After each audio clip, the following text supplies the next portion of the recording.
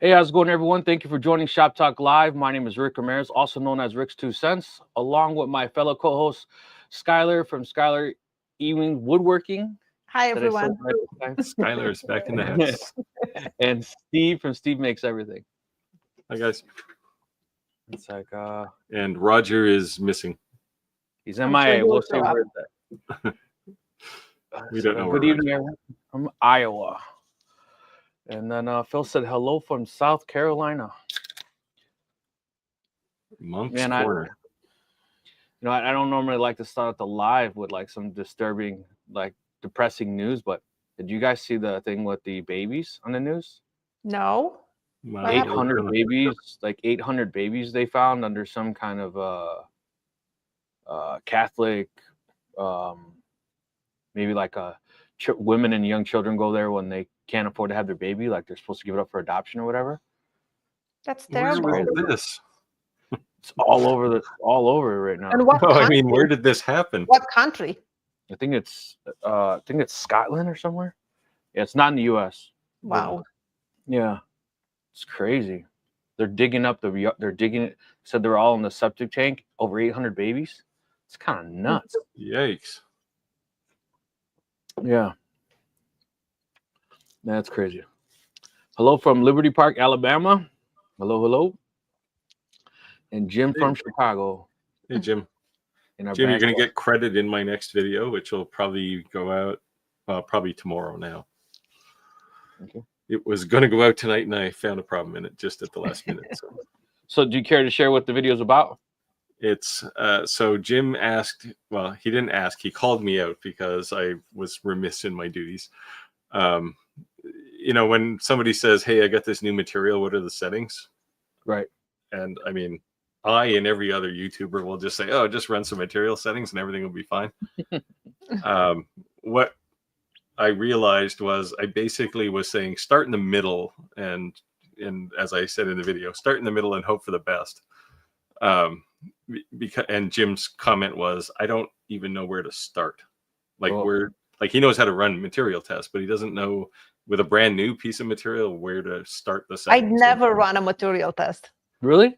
Yeah. Never. I always do. I mean, I did in the beginning, but I never do that anymore. I don't have the patience to wait. I feel like it takes too long. I just kind of guess it. I'm like, yep, good enough. I always do. I started 50-50, kind of like, There you go. and then I Well, will you see, track from there. if you're using like an Omni 1, you can get away with that. It's pretty loosey-goosey on the settings, but not on the focus. The focus has to be pretty good. But diode lasers tend to be a little more finicky about settings. I don't know. I remember when I had my X-Tool D1 Pro, and it was a 20-watt. And I had this 3D engraving that was like my best engraving at that time. And I remember it was speed 70, power 70. So it just stuck in my head. So now I'm always thinking like, well, if it's 20 watt, I'll start at the 70-70. If it's a 40 watt, I'll start at 50-50. Just go from there. That's your go-to setting. Now, I have material tests, but people ask me, and it's like, I don't know, because I have them all stacked up, right? Right. And I'd have to go through and find the right material and look at the material. Yeah, and I've never shown a material test in any of my reviews. I don't do them. I always do, not because of that particular laser, but how it compares to other lasers. Because I always use the same material, like I buy it at the same place. Yeah, I write everything down in a notebook. So yeah, nice. It's so good of you.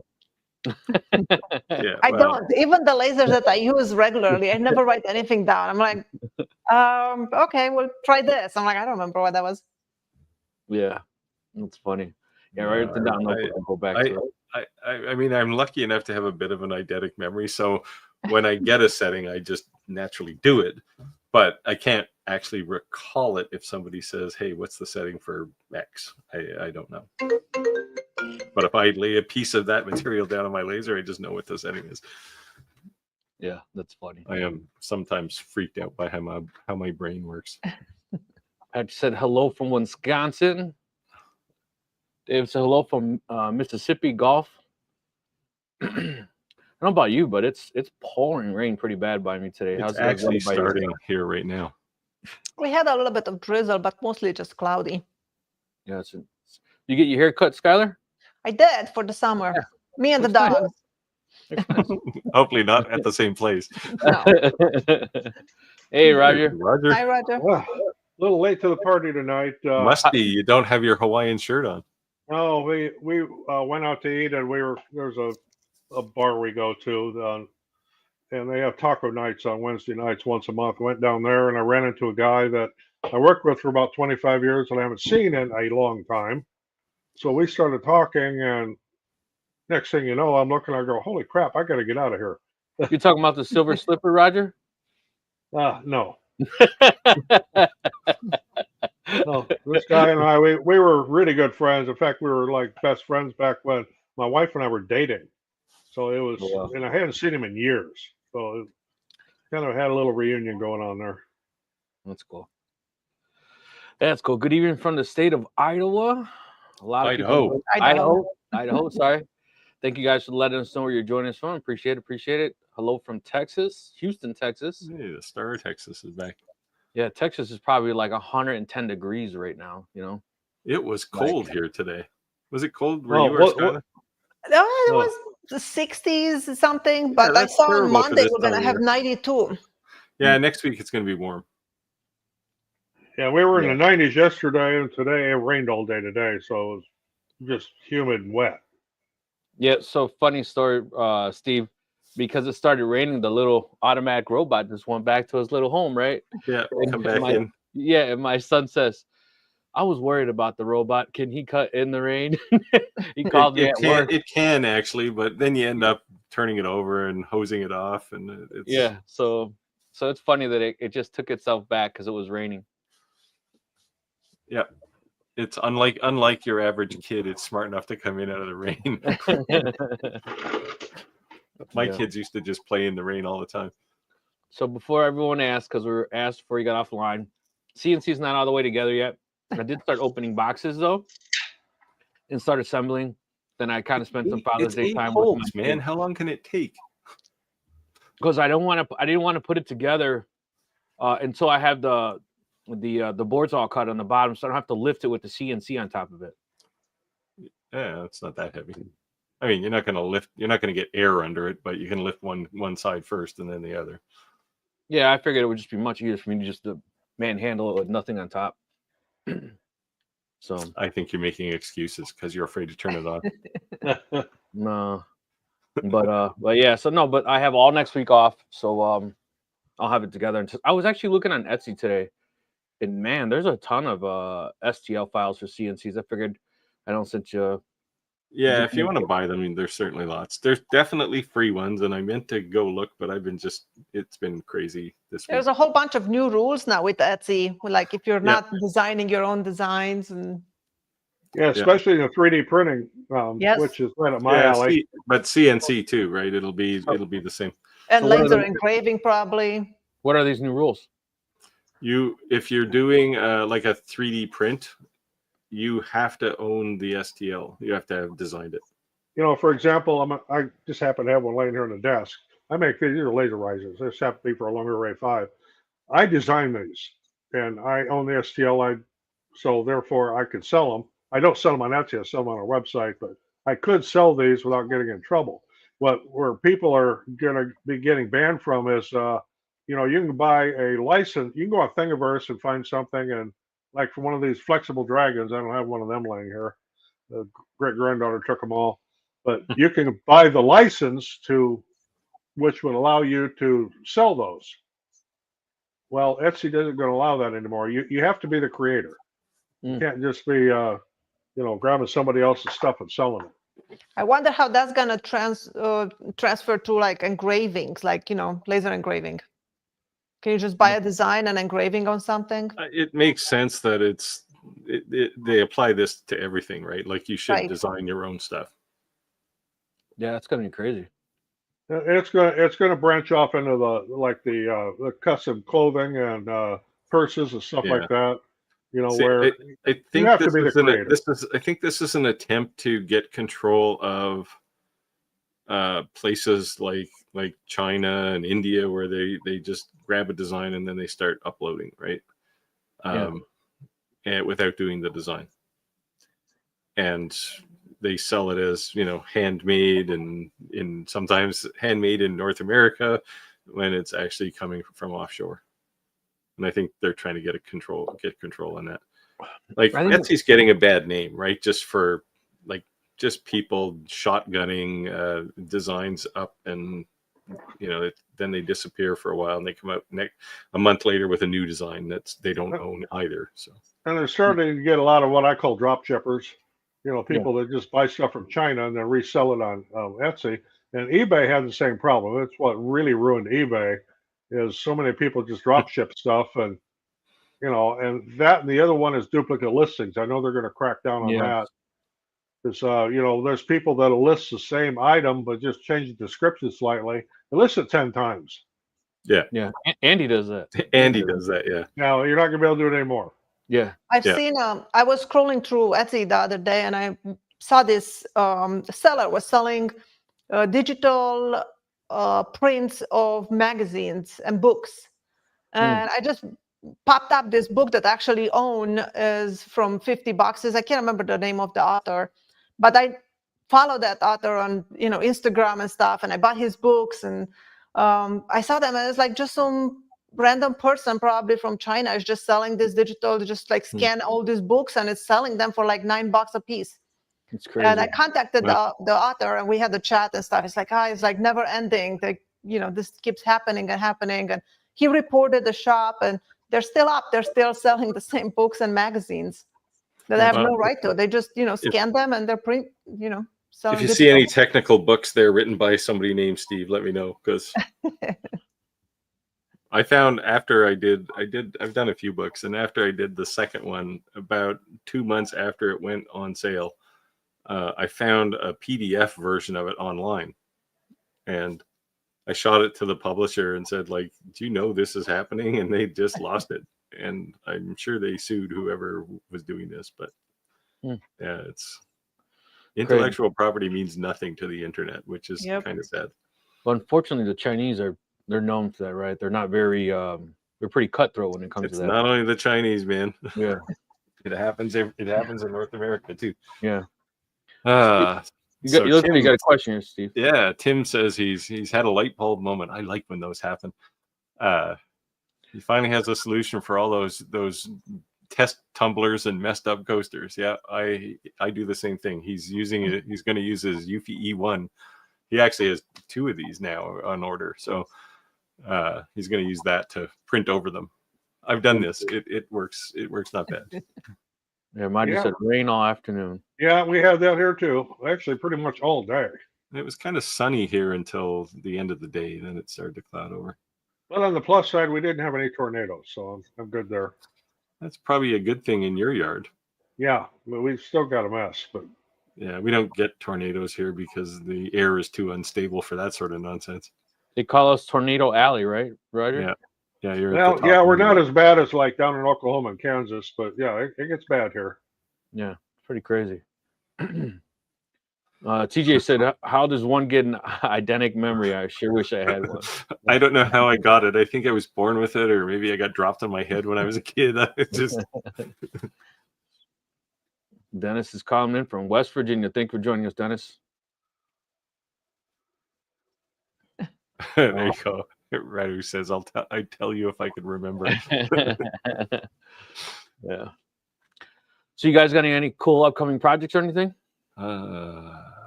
Well, I spent all day Saturday shooting videos. I shot 4 videos. Nice. And went to process them Sunday. Got audio on every single one of them, but not a single bit of video. Oh, that's so now it's a podcast. Somehow the setting on my for the video got bumped or changed. I don't know how the hell it happened, but I was not a happy camper Sunday morning when I was going to edit all these videos. So I got to do them all over again. That's why I have a little video monitor, a little 5-6 inch monitor that comes directly off my camera and then feeds over to my video recorder, so I can actually see what's coming off the camera. Well, I could have that too, and I could see the video on it on the monitor, but it recorded it in some format that DaVinci Resolve does not support. And I tried the AVS to convert it, and everything out. Can't convert it, so do it over. I usually record in ProRes. I have a Blackmagic video recorder, and that's what it uses. It makes I record in 4K, so like less than a minute of 4K video in ProRes is about 2 gigabytes. Yeah, it's pretty big. I got my 4th Axis yesterday. Nice. So is that like a rotary tool? Yep. Yeah. So Centuro's bringing up something I'm just talking about here. They're trying to streamline the search results and get rid of the duplicate or near duplicate listings. You know, that is a problem for some people. You go to look for something, and here's the same thing, same picture, and you got 10 or 12 of them, and all they did was change the description title a little bit. Yeah, well, it messes up the search too, right, for customers, because they'll search for something and they'll see the first page is 10 of the same thing, right, as opposed to 10 different things. So it's not good for customers. So I have a question for people in the audience. It's a Confession Wednesday, so to speak. Are you guilty of any of these things? Do you do multiple listings? Because I've heard that a lot of people do it because it actually works. So, you were doing whatever to, benefit your profits. Have you done this before? And if you have, with these new rules, do you have new plans, to be able to achieve the same sales level? Well, going back to eBay, people used to do that on eBay too, but then eBay cracked down on it. And that was quite a few years ago. They cracked down on it. You can't run duplicate listings on eBay, period. Don't cancel. I've never ran a duplicate listing. Yeah. I haven't either. I would guess I wasn't smart enough because I never even thought of doing that. So yeah, I'm having a hard enough time to keep track because I have my website and Etsy. So I was like, I have to make sure when somebody orders something, I go remove it from the other place really quickly. Because I had once when I just ran my kids to Target really quick, and that 10 minutes somebody bought from website and Etsy the same tissue box holder. I'm like, that's been there for months posted. It's like it just happened in 10 minutes. The same one got purchased by 2 different people. Oh, wow. We have that problem with a little bit with I call it inventory control with our nursery and our greenhouse. So we sell a lot of plants. So we sell on our website, we sell on eBay, we sell on Etsy, and we sell on Amazon. And it's all the same things. And I have to constantly try to track the inventory when we get close to getting down to the nitty gritty. That okay, there's 4 left, and somebody just bought 3 of them on Amazon, and I got to go change them on the other sites. And it can be a challenge. So many times I look at my shelf and I'm like, oh, I have 7 crosses left. But then I look on Etsy and only 5 are published. And then my website, I have 9 published because I forgot to take them down. I'm like, what's happening? It's when you have that awkward moment with a customer and you say, I know you want the red one, but would you take a blue one? Because that's what I have. Unless you're like I was like, you know what? I'm just going to take 2. I couldn't make up my mind. So it was a good decision just to get 2. And then afterwards, I was thinking I should have got 3, but hey, what are you going to do? Come up for another one. Boston Trucker. Hello from Waterloo, Iowa. Hello. Yeah, about an hour and a half from here. Bosnian Trucker's a regular. He's on quite often. Yeah. So JM Creative Studios, hello from QLD. I'm not sure what that is. So happy to be here live. Normally have to watch a replay. Well, thank you for joining live. Queensland, I'm betting. If anyone has any questions, free to let us know. Happy hump day, everybody. So right at the end of the day, my the UPS guy pulled up and dropped me off the Ortour R2, which is it's a cute little enclosed laser. It looks a bit like the size of an X-Tool M1. It's not as tall as that, but it's about that footprint size. So it's kind of neat. Now he brings the box off the truck and there's like this oil stain on the side of it, and I said, like, what happened? And he's slipping around in the back of the truck. He said, well, the guy who loads the truck must have dropped a box of like olive oil or something from Costco, right? Because I ship from Costco. and must have dropped it in the truck, and it broke. And he said, I'm skating in the back of the truck here now. And he said, I have to explain every parcel has some kind of oil stain on it. I hope the laser is okay. Oh, laser's fine. Steve, is that your shop in the back in that picture? That's today's shop. Yeah. So I wish. I wish. Because mine just has ugly concrete floors. It doesn't have any nice like white resin or anything. See, I wish I had that much space. I probably have that much space. Maybe not. Maybe a little less than that. Like Nice. my shop is 25 by 35. Which is it would be enough if I didn't have my tractor parked in there. But hey, speaking of things, I got my saw stop assembled this week. How is it? I like it. I feel less bad, we'll say, about spending, six almost $7,000. Isn't it so much more quieter? It's definitely quieter. It doesn't throw nearly as much sawdust as the DeWalt does. Well, it has a bigger 4-inch hose, so Yeah, it's got a bigger hose, but I actually got the weird round the table vacuum for the top for the guard, but I don't think I need it. yeah, see, I didn't get that. It I looked didn't like in get the it way. either. Yeah, that was my thought. And even the top guard. Of course, when I'm shooting a video, I'll put the top guard on. Just so people don't bitch. But otherwise, I don't have that on there. I leave it on because it's got the little drag teeth to avoid kickbacks. Now the Doesn't get riving in there. knife I have in there all the time, but the top guard I don't have that on there. Yeah, I always have the riving knife on. Yeah. Anyway, I like it. It's of course I was putting you both have the 36-inch one, right? So the ends of the table that are made of like cast iron. They weigh what, 50, 60 pounds each. And you have to hold them while you get them leveled. And my wife is traveling this week, and just as I'm like holding this up, trying to get that first bolt tied in, that's when she wants to start sending me text messages. Well, you should have watched my little assembly video on the saw because I use glue clamps. Well, that's what I did on one side. Together. Yeah. The other side is a little tight for a clamp, but I used it on one side, so I had to get that first bolt in on the other end, and every time I just get it up there, I'd get another text message, and I finally said, I'm trying to suspend this 50-pound piece of cast iron. This isn't a good time. That's funny. It was not as heavy as you thought, right?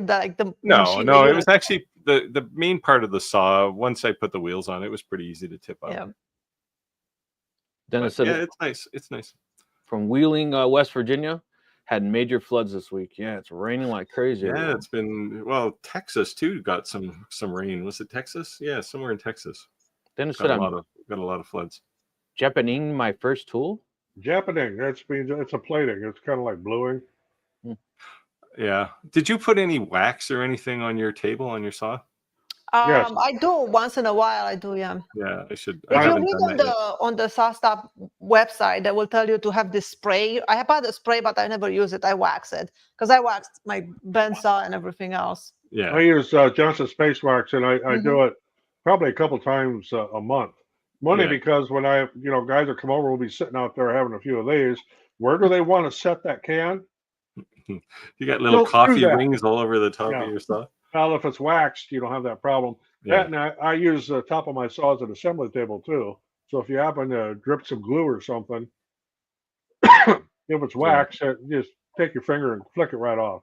Yeah, I put it on my glue clamps too for cutting boards and stuff. I always put the wax and the glue just flakes off. Yeah. Tree That's top another thing too. If people that use the bar clamps, wax your bar clamps when you're doing glue ups, because it'll make your bar clamps a whole lot easier to clean when you're done. David All Natural Jid said, "I'm guilty of thinking I was recording." Yeah. That sucks. I've made that mistake too before. I thought I was recording and I actually wasn't. Yeah. Marty said, "I don't count that. If I did, I would have tons of time. I would." One said, "If I did, I would need tons of time." Yeah. Yeah, I'm not a huge fan of Etsy, but It makes it mostly easier sell once you designs. realize that you can just copy a posting and change the, like, I have like 7 cribbage boards. So I just take one that is posted and I just go to copy and then I just change the photos and I leave everything the same. Yeah, you can duplicate a super fast. listing and edit. We from use there. a software program called 6-Bit, and I can post on Etsy and eBay right from 6-Bit. So I can, I can put a listing for one item together and post simultaneously both on Etsy and on eBay. And everything that we run literally off that program. I mean, our website sales, Amazon sales, everything goes through it. Makes putting listings up a piece of cake. Marty said, I have a few questions about autofocus, but if I was to do it manually, is there any tips? I would say, what type of laser do you have? Yeah. If it's autofocus on a diode laser, I would say don't use it. It's faster to do it manually.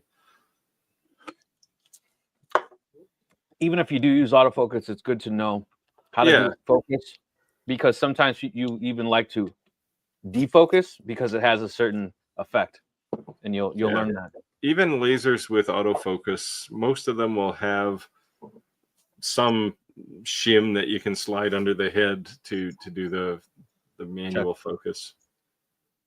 Oh man, Tara, Texas said, bring out the baby oil. Hey, I got lots of that. You were going to a Diddy party or what? What's going on here? OnlyFans, man.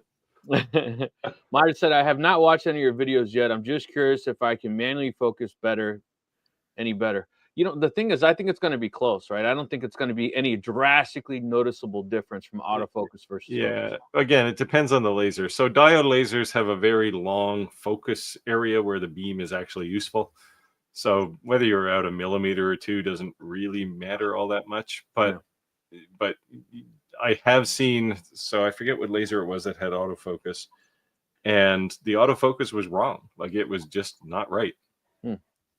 And I sent a message to them, and they said, well, try this and this. I said, it's not working. Like, it's just not focused. And if you want a real experience in focusing a diode laser, get a hold of one of them that was made about 10 years ago, where it wasn't so much of raising the head up and down. You actually had to turn the lens on the bottom of the laser to focus it. And you had to have your special glasses on and look to see if you get the finest dot, and then hope the hell that didn't move again until you were done with your engraving. Kevin said, Ricky, your CNC put together yet? I got the... He arrived late. I got the bottom port put together, so I'm going to cut the spoil board so I can put them on, because I got the ones that screw from underneath. So that way I figured then I can just slap everything on. You can't find an electrician to run the plug. That's the problem. I already have everything ran. Yeah, I did all that way before, and I got the 4th axis. So, and I have next week off, so I'll have time to get everything done. But I did have some. Did you get 110 or 220? 110. Yeah, I got the 110. Yeah, I got water cooled, but I got 110. Yeah, that's probably the same. It's like a 1.8. Well, I don't know, 1800 watt or something. Like, I forget what the power is on it. I'd have to check. Hold on, I can check. UPS just broke my 5-gallon bucket of hydrologic fluid. Yeah, that would make a mess. Yeah, that would have been fun. No, it wasn't yours. This was today, and it was clearly like olive oil. Was it tennis that I used PTFE spray on my saw? I never heard of that. Yeah, PTFE is just like a plastic. That's probably what Saw Stuff is recommending. As long as you make sure it's dried before you run some wood across, or your stain won't take. Yeah. Oh, all the coasters I make, and they don't use them. The people I sell them to certainly use them. Now the biggest thing is the bars. They actually encourage people to steal them, take them home with them, and because it's advertising for their bar. 60 watt CO2, and so Madre, I thought you were talking about. So autofocus, it's a fixed lens. No. Well, sure, the lens is fixed, but if your table moves up and down, Like my big CO2, well, even like a X2 P2S, the head moves up and down, right, depending on the thickness of the material. Okay. CO2s are, so if you have autofocus, it's probably going to work. You may have to calibrate it, but it'll work every time. They usually have like a little pen with a pin in it, and it comes down and touches the material. And yeah, you're not going to focus a CO2 by hand. It's not cool. Yeah, my CO2 is fixed. Yeah. Like Alrighty. I can put a 20-inch tall box in my CO2 and engrave the side of it. So we got, there's coasters laying all over out my shop. I mean, sometimes you get screw ups. Here's one sitting on my desk here. It's a mistake. Yeah, they're laying all over the place. So use them. Oh, hell no. You know, just, you know, boom. I still have my official Steve Makes Everything DTF coaster. Nice. Use it every day for my coffee. Works great. Looks nice. It's color. Mine just said her table moves up and down in her CO2. Yeah, mine too. Yeah. Yeah, if you've got like a K40, you won't have that luxury unless you put one in. Yeah. Yeah. I have the K40. Yeah, although I have, so in mine, the little pin sticks down and the table comes up and touches the pin. Well, the table with the material. It's actually the material that's touching. But if you're using something, I don't know what kind of laser it is, but if it has like a Ruida controller in it or something, you do have to calculate the distance it pulls away from the material once it's focused. So I just looked at the spindle. It says 1.5K, 80 millimeter 2-pole, 400 hertz water cooled. Okay, so it's 1500. Yeah. Yeah. Yeah, I think mine is 16 or something. It works well. I like it. I have no desire to go to 220. Yeah, I didn't want to deal with that. Radu said, "I'm so old. When I was in school, they didn't even have history to teach. It wasn't invented yet." It was still writing history." I got something here for Rick. All right. You see that? Honker's Ale. Honker's Ale. You got to be from Illinois, and especially Chicago area. This is made in Chicago. Goose Island. Yeah. So nice. having some of that is special on Honker's Ale, and I haven't tried that before. It's actually pretty good. Either Rick doesn't know what it is, or he's judging you. I'm sticking to the Modelo. Now, Modelo is what I was drinking before I got home here when we were up at the bar. But yeah. What do they say, Steve? After 6, they all taste the same. After 6, here you're looking at the sky, man. yeah, that's true. Yeah. I guess that's two. That's 2 to our 6. 2 to our 6. Right? Yeah, the beer in Canada's got a lot higher octane. This one here is 4.3. Okay. All right. Yeah, that's probably less than. Well, it might be a light beer here. That's crazy, though. That's crazy. I don't know. I don't want to fall on my butt. I just want to be able to enjoy a beer. Well, if you don't want to have a glass of wine, you still want to get a little bit of a zip off of it. So you have a Canadian beer. It's the same thing. I guess so. Did you see? I took a little jab at you American folk the other day. Nick over Bill Dad Bill. He was posting his video there about the lumber from Home Depot and how awesome it was, and he showed this piece and this 2x4 was half rotten. And I left him a comment. I said, "Remember when your softwood lumber came from Canada instead of the Ponderosa forest?" Oh wow! Yeah, I haven't talked to him in a while. He's been he's building a chicken coop. Yeah. Oh, I just built one. I have to paint it. Yeah, the difference is you live in the country. He lives in suburbia. It turns out I have 4 roosters out of 12 birds that I bought. So are you killing them? No, I can't do that. Most people do. I know, but I can't. I already told my family, I'm like, there's no dinner, way I'm eating any of these birds. They're like my babies. See, I grew up on a farm. Yeah. Well, They're your friends until they're your dinner. My grandma had a farm, and I had no problem eating the chickens from her yard. But this is my babies. Because my husband is like, we got to find somebody that wants them. Just give them away. Let them deal with it. I'm like, I can't give it to them. I'm like, it's not a problem yet. They're still getting along. Yeah. There's been a big controversy in my neighborhood because somebody from the city moved here, and I mean, here it's like suburbia, but I mean, lots are all like 2 acres is kind of the minimum size, right? And somebody has a rooster on the next street over from me, and I hear it in the morning, and I think it's fantastic. But somebody from the city moved next door to them and is complaining about this rooster.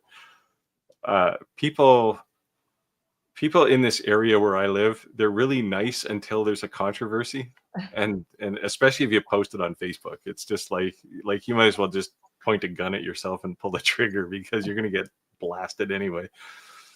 In my area, it's the Facebook moms group. Anything goes on, it's like the gossip column, right? You're going to be on the Facebook moms group. It's so funny. Like, well, there's a Facebook group here for our town, and I'm in a large metropolitan area, but there's a bunch of little towns around. It's kind of like up around Chicago. You get all the little suburban towns.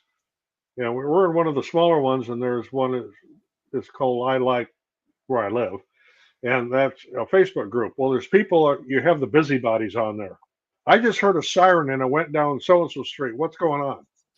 Like, people get a life, Yeah. It's crazy. So I'm not sure what this question is referring to here. Will you get a roll of film to test? I assume this is the Eufy E1 film, but maybe he's talking about Roger testing his video and using film instead. I don't know. I go way back. Hey, I still have a Super 8 camera.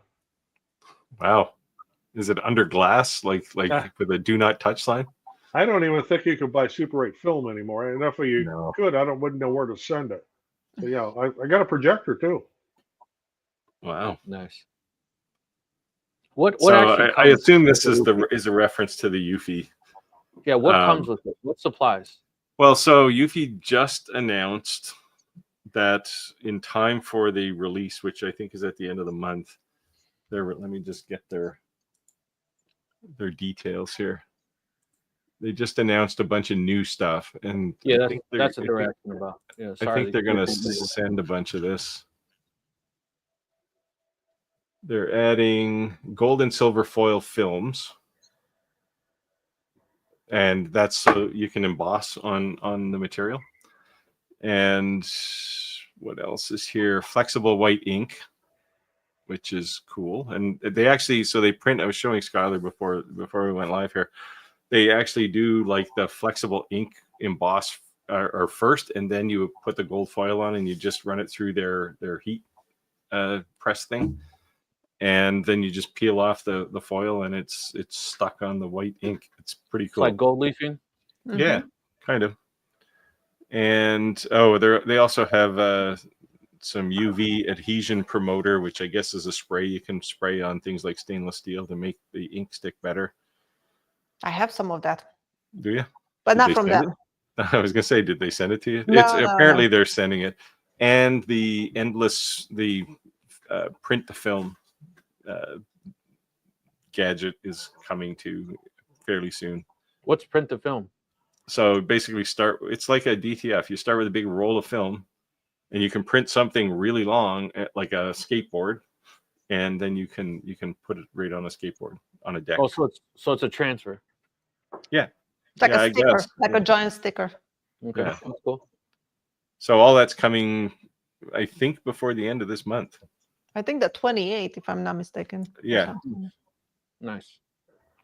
Chapin said, hello from Ohio. Hello. Thank you for joining us. Let us know if you have any questions. That's what we're here to do.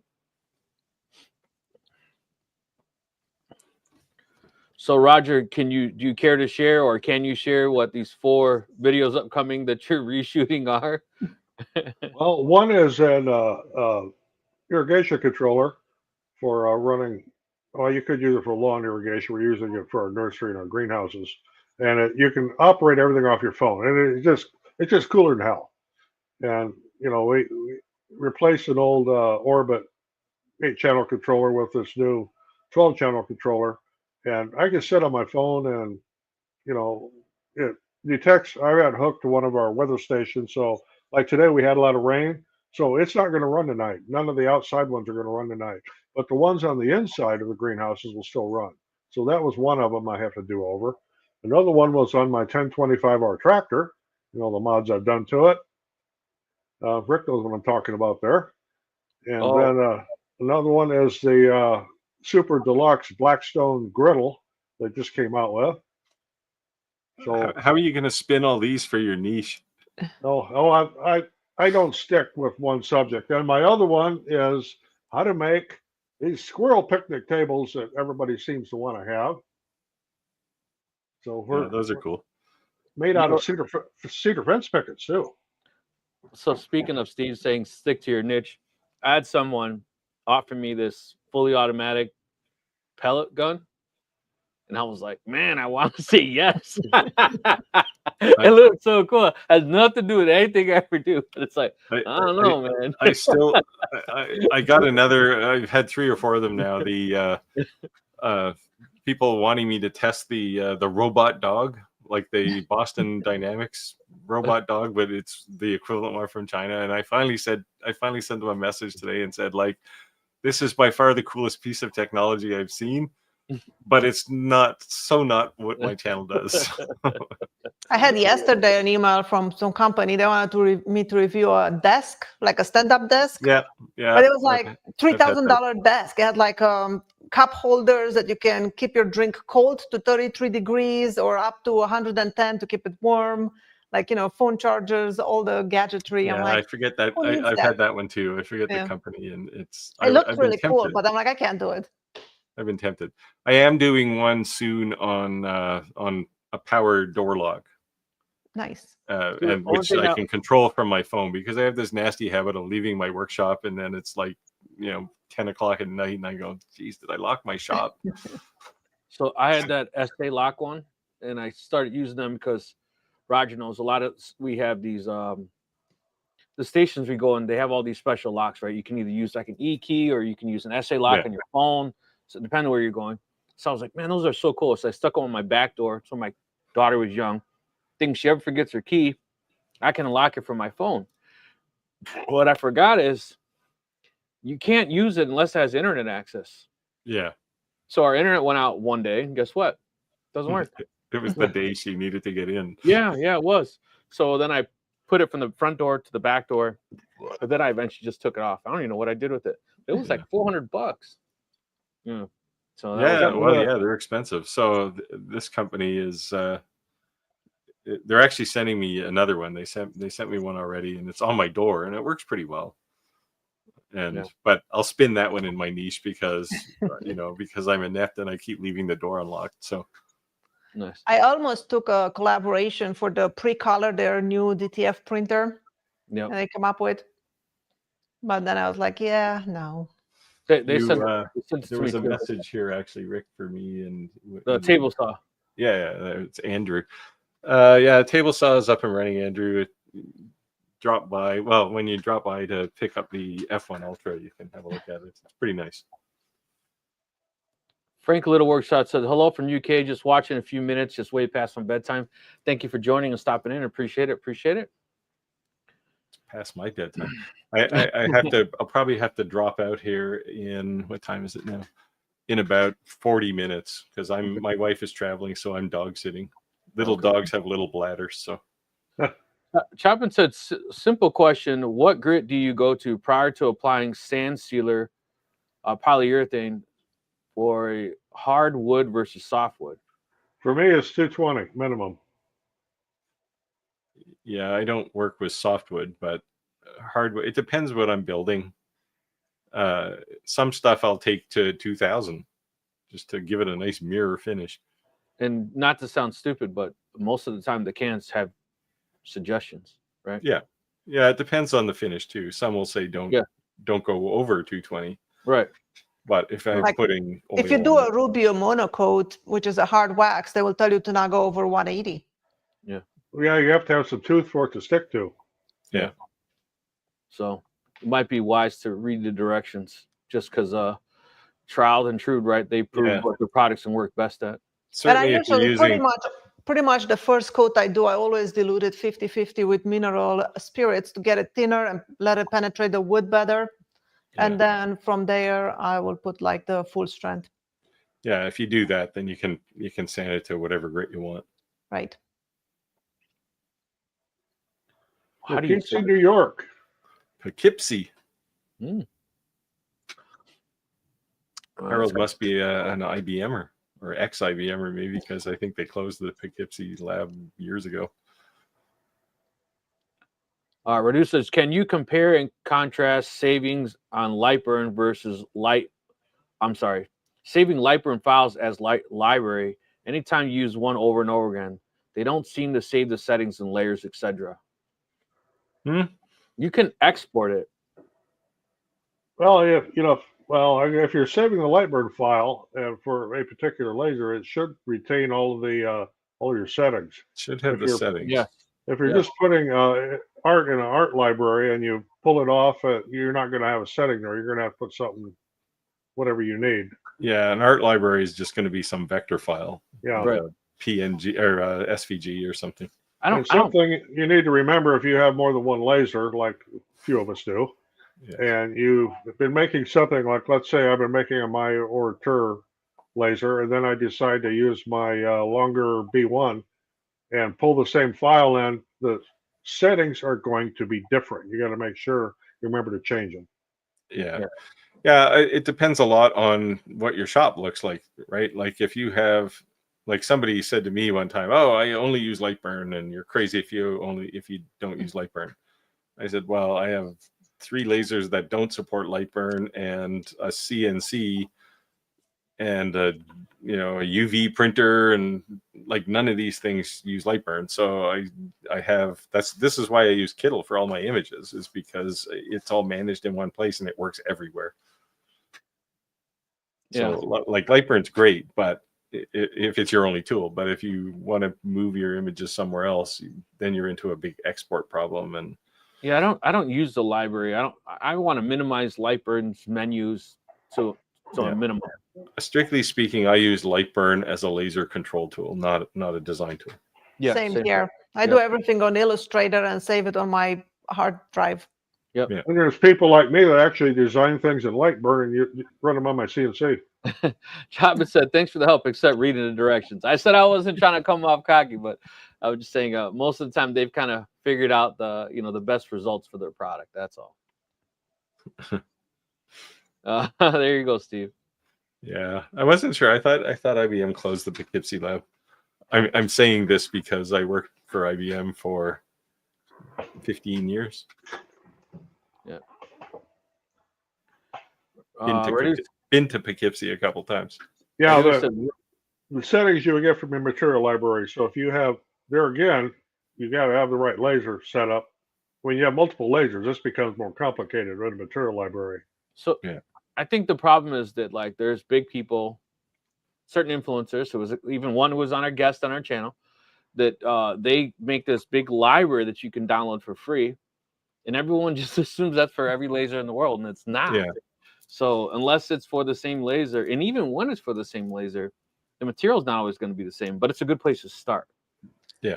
When I first started laser engraving and I knew nothing about lasers, I didn't know how to do a material test. So I bought some on Etsy, and it came with the numbers punched in, and it was like completely burning to the material.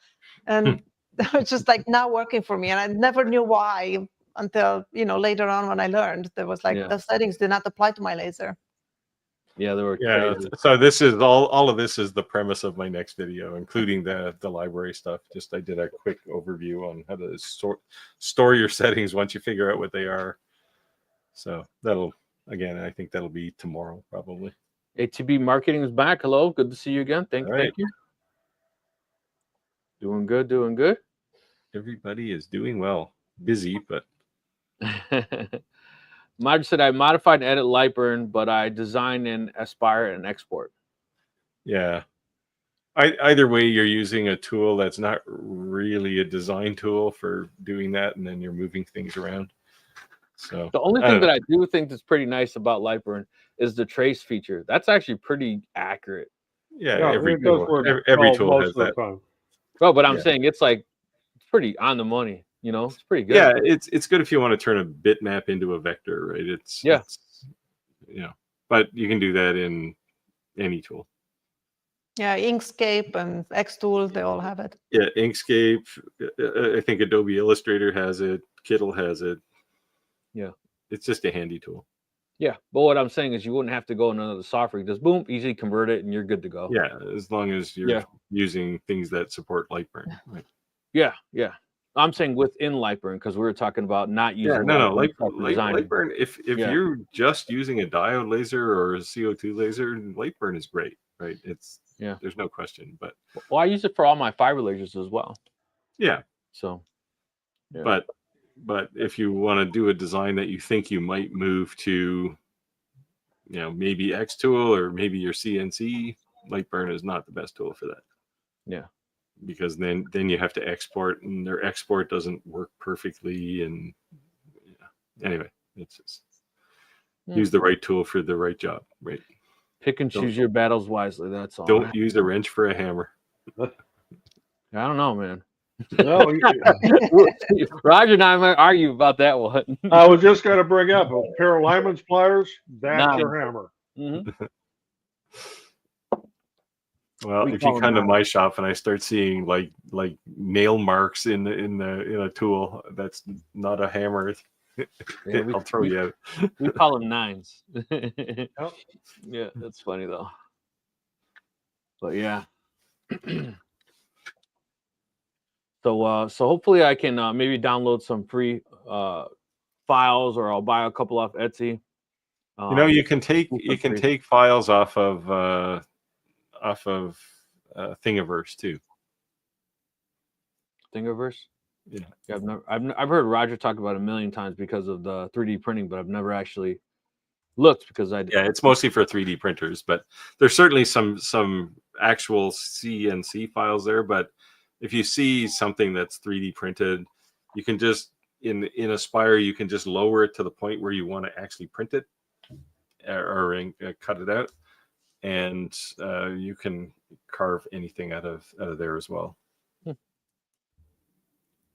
Roger said, I use my wrench for many things. Could be a weapon, could be a hammer, could be a wrench. Even to turn bolts. Yeah. Harold said, when you only have a hammer, everything looks like a nail. Yeah. Well, the great thing about a hammer is they're good for doing the micro adjustments on certain things that are making you frustrated. Yeah. Santa's laser engraved said, so I work with AutoCAD products my whole career. 5 months into lasers, and how well does AutoCAD DXF transfer into Lightburn? Well, I can't speak for AutoCAD specifically because I have not used their DXF, but for the CAD programs I've used, I exported DXF and pull them into Lightburn. It works fine. Yeah, it works fine. And AutoCAD, I believe, invented DXF, so there should work. It should be the superior format. Yeah. My problem with AutoCAD was for years I worked in AutoCAD Electrical, doing ladder diagrams. Very, very good at it. Still am. But to try to do something in 3D, oh no, I'm worth crap at it. Well, AutoCAD itself isn't fantastic at 3D, but Fusion is. Although I'm seriously considering dumping Fusion when my subscription is up. And I actually built some light, some shades for my lights here in FreeCAD this week. And that was my first real FreeCAD project, and it works pretty well. So, how much is that software? FreeCAD? No. Free. FreeCAD's got free right in the name. No. AutoCAD subscription Canadian dollars. It's pushing close to $1,000 this year. Oh, wow. For a year. That's a lot. Yeah. So you see no real difference in the free version, that FreeCAD? For what I do, like mostly even in Fusion, what I do is I'll do a sketch, I'll make a 3D shape out of it and go, yeah, that's what I want it to look like. Then I'll export the sketch out into Lightburn, if I'm cutting in something in Lightburn, like I'll just export it as an SVG file.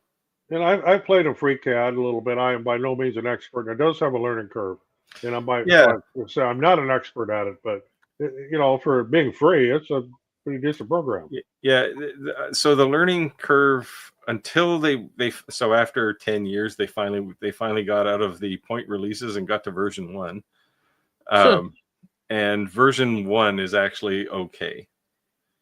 And I did a little tutorial from a channel, guy named, his channel name is Mango Jelly.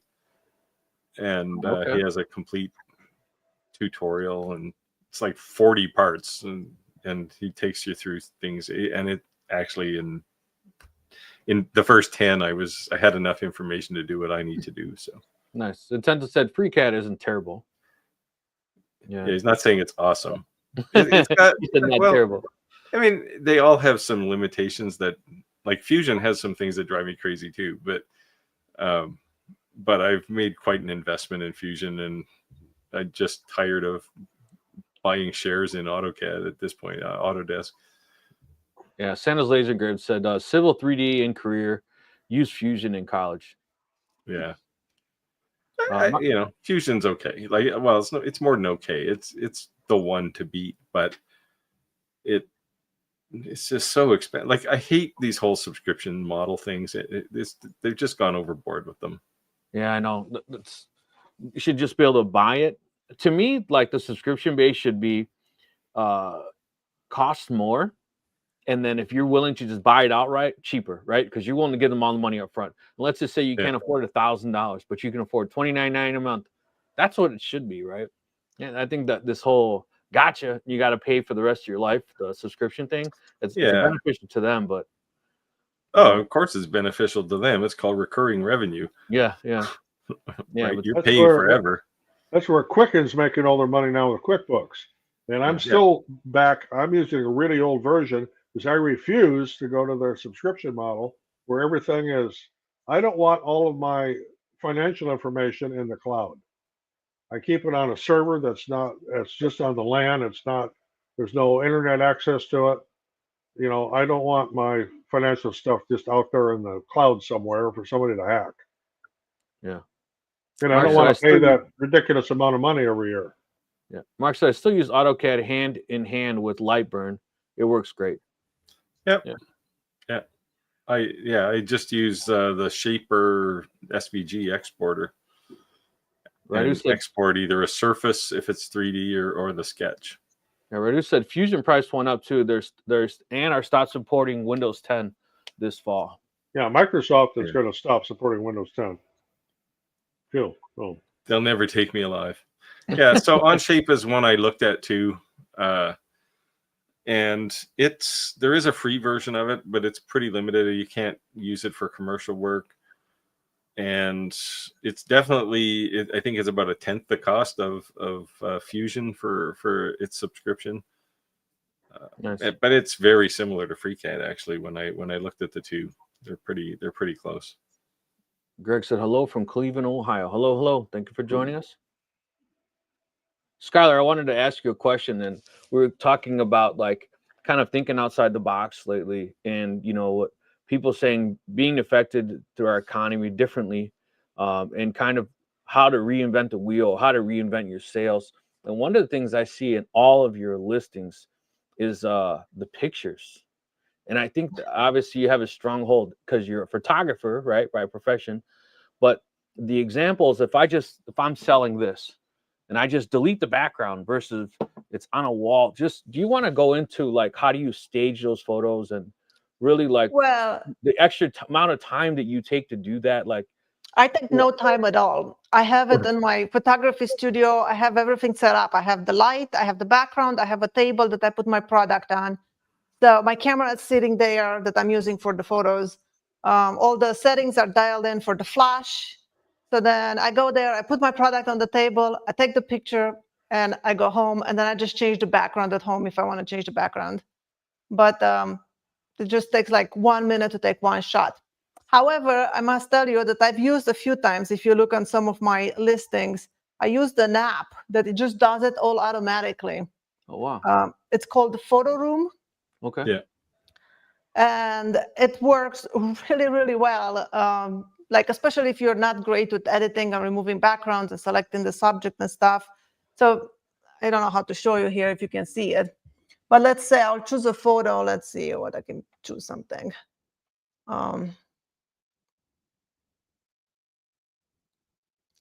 Just choose a product that I have.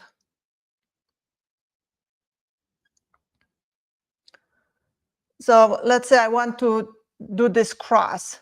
You remove the background automatically, and then I'll go to the AI background, and it pretty much replaces the background, and you can modify it and choose any of this. It has about themes and stuff.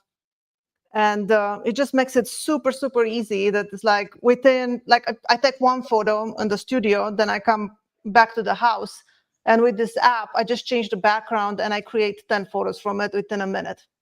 Yeah, I think that makes it look way more professional, the listing, because we were talking about, people listing things on Etsy 10 and 20 times.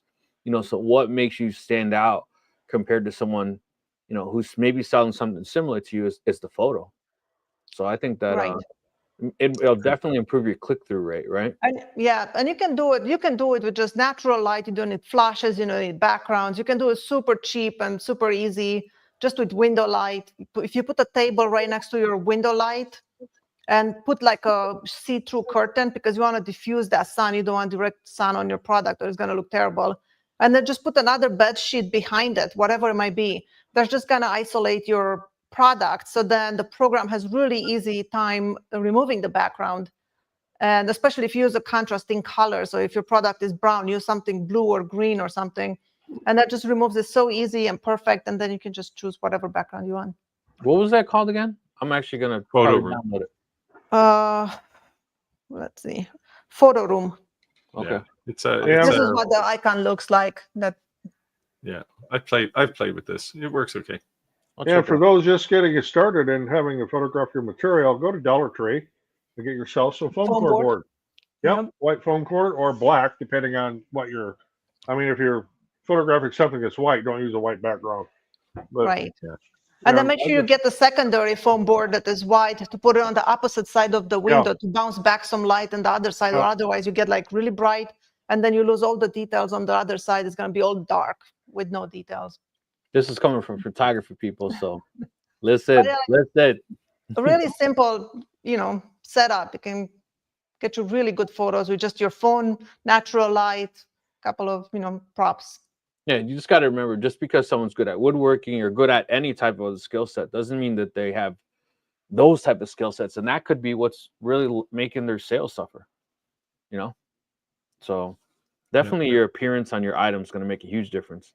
If people don't click on it, they're not able to see it. And the other things too is, like, let's say someone clicked on your listing and they don't buy it, but they see something else. Right. They're well, like, a lot of the cool, time when I look at photos on Etsy and stuff, like, it seems like the problem is that everything is so busy that you can't even tell where the product is. It's like you have everything else in the background and hands in the picture, and it's just. And a lot of times, when you're selling on Amazon, their requirement is you have I would say neutral background, either white or black, depending on what you're photographing. They don't want a bunch of other stuff in the background. Yep. I use a gray one usually. That's my go-to. I have those rollers that they're just attached from the ceiling, and you just pull it down with this kind of like a curtain. I have a black, a white, and a gray one. I just keep the gray one down, and that's what I go with all the time. You can get pop-up ones. They have, like they just fling open. It's like fabric. Yeah. And you just lean it against the chair or something and put it in the back. It could be really easy and pretty affordable. I guess a decent amount of people are using it. Madra said, I subscribe to Photo Room. It's amazing. If you get a clear pic. Zentento said the same thing. I use Photo Room occasionally. So he says, don't forget the inverse square law. What's that? Inverse it's the way the light bounces. And okay. Yeah. So just definitely something to think about, because like I said, to me, your those couple extra minutes that you may have taken, or maybe how much does that software cost? It's cheap. I don't remember. I got it like a year ago or something.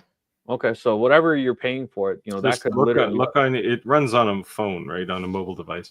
Yeah, and it's like I use it because a lot of the times I was like, I don't even want to go to the studio, which is in my barn in the back of my yard. So I was like, I just go on the porch, just get out of the house, go on the porch, and I have the little coffee table there, and I just lean whatever product against the wall of the house that has a white painting. And I just take the photo, go back inside, and remove the background. So it looks like you can get a free version and do up to 250 without a watermark. And then it's $89.99 a year for like the pro version. And you can change the background. You can have one that you like and be like, okay, well, now add this in there too, or remove this, or you can just make your own backgrounds, kind of like ChatGPT. Just say like, setting a cross, put it on a church settings with candles light in the background and whatever. And that's what you get. Yeah, the standard AI queries. There you go. Roger, now you can do some crazy things with that. I could just imagine. With the squirrel. Yeah. Another thing to remember when you are photographing your product, make sure we call it the rule of thirds. You want to have that take up a third of the space, and you want to have it in the middle, in the center. Don't have it like up high or up low or off to the right or off to the left.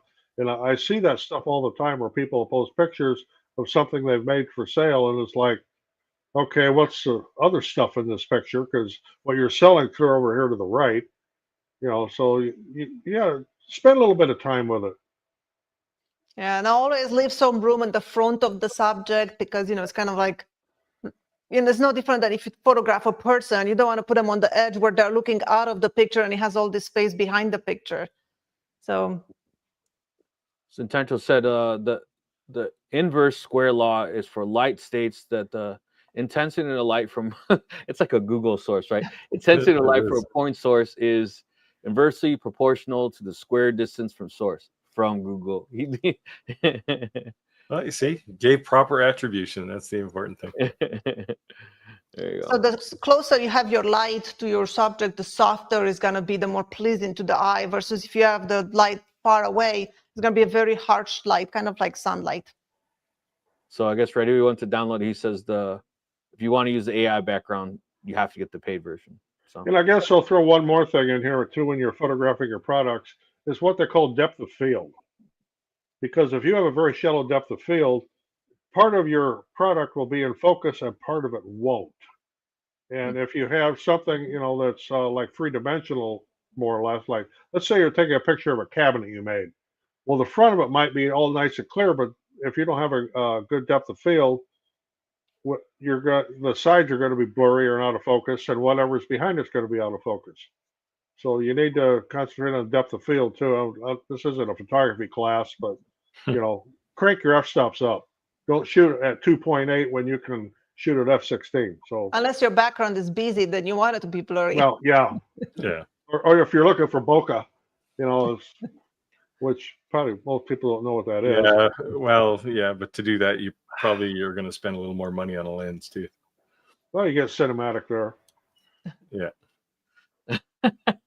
Like I have a couple of decent Canon lenses, but I have a pro Canon lens, and the difference is remarkable.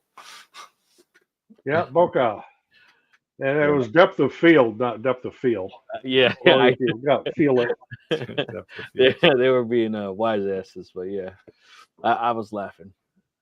But yeah, just something I think that was worth mentioning, because I think it makes a big difference, and I think that some people that are using these other methods that may work, that they're not going to be able to do anymore, they're going to have to do something differently. So definitely work. And it's nice too that it's actually an app on your phone. So you guys are talking about these big expensive cameras and lenses. You don't need a $5,000 camera to sell something for $89, right? Actually, most modern phone lenses will do all of these things anyway.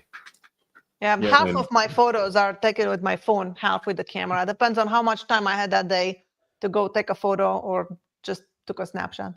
Hey, Harold, just so you're aware, we have pretty much thick skin and we're wise asses ourselves. Oh, so yeah. A little snicker or a joke, you're not offending anybody, right? And I'm like the king of sarcasm. So yeah. So I don't think you're gonna offend us at all. We kind of laughed off. It's funny. Yeah. Unless you tell Steve that they're going to become a state in the United States. He does get a little bent out of shape, but every now and then I throw it out there. Yeah, we're a little angsty about that kind of stuff. Zetento said phone cameras have a depth of field, but they can fake a shallow depth. Yeah. Yep. Yeah. Like phone cameras, it's all software, right? Like the lenses are okay. Like most of them use like Zeiss or what are Zeiss lenses? Yeah, Zeiss.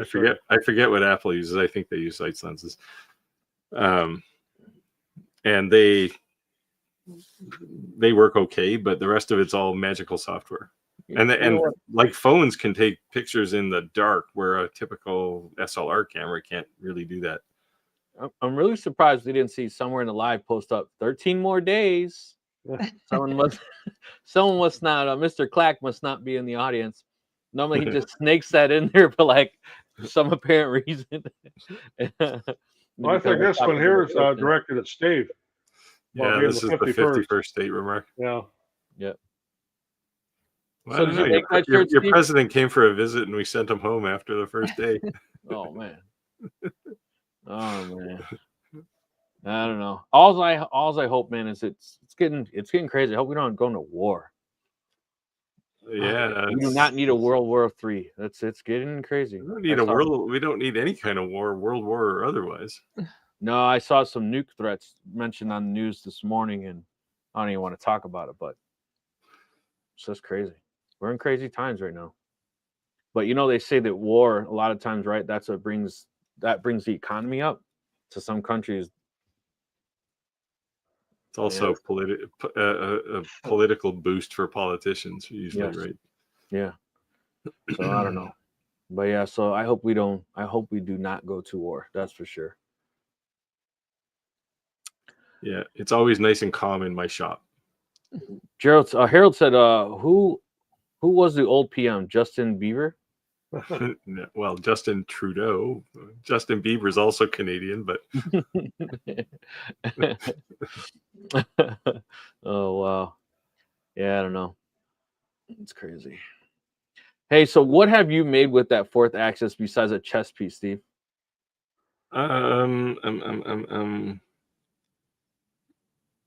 That's really probably all I've done. I mean, I've done some other things, minor things, but that's specifically why I got it. Okay. I saw what kind of sold me. I thought it was cool because I'm Mexican. A lot of my niche's memorial stuff is I saw them in their video do a skull, and I thought like Dave the Dead, like, oh man. Yeah. What's nice about a CNC router or rotary is the thing you're turning doesn't have to be round. Yeah. When I saw them make a skull, I was like, oh. Yeah, like you can take and this is where those STL files will be handy, right? Because you can just drop an STL file in there and turn the thing. Yeah. And and like for chess pieces, especially things like the king, the queen, the well, anything but the pawns really. You can turn them all on a lathe, but then you have to do extra stuff like a knight turned on a CNC comes off the CNC and it looks like a knight. You don't have to do any hand carving or anything, right? Nice. I have a question. Since Rick mentioned Day of the Dead, and maybe people don't know what that is. If you're of Hispanic origin, you know what it is. It's a celebration of your past ancestors, especially in Mexico. And if you are in an area where you have a large Hispanic population, that is a fantastic market for things that are made that have to do with Day of the Dead. Yeah. And no, it's not satanic and it's not Halloween. It's a completely different, it's almost a religious holiday. Yeah.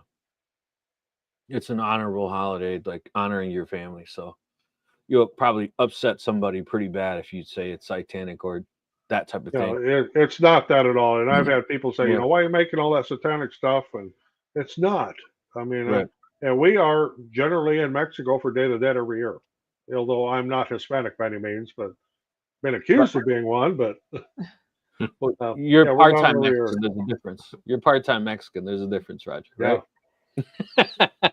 just when he's eating tacos. He's Well, honorary Mexican. Hey, I ate the tacos I had tonight, and I'm still sitting here. The jalapenos are talking back to me big time. Madre said, I have other obligations tonight. Have a good weekend, guys. Thank you for joining, answering questions. Appreciate it, Madre. Thank you for joining in and Thanks for joining us. joining our trash. I'm going to disappear here for about 10 minutes, so okay, I'll be back. Right. No problem. Hey, Scott, I have another question for you. Yes. If you don't mind sharing. No. Your woods. You got some pretty awesome like wood sources. Would you mind sharing some of the sources where you get some of that wood from at all? I buy most of my wood online. I do have some local hardwood stores here that I can go, and they give me a nice discount every time I go.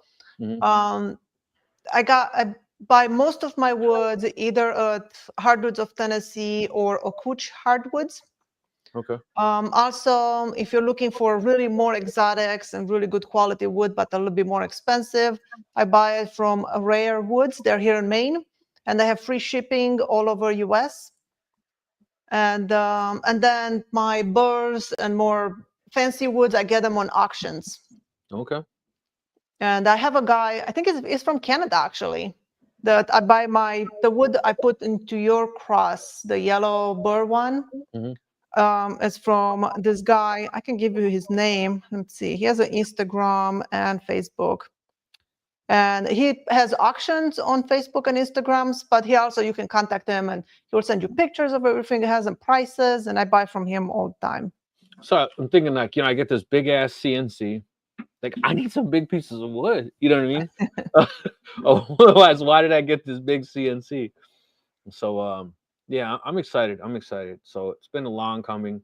And you know what's funny is that I kept saying that I wanted to use the Monport chiller, right, versus just the cooler, right? Because I want the actual refrigerant one since I have the water cooler.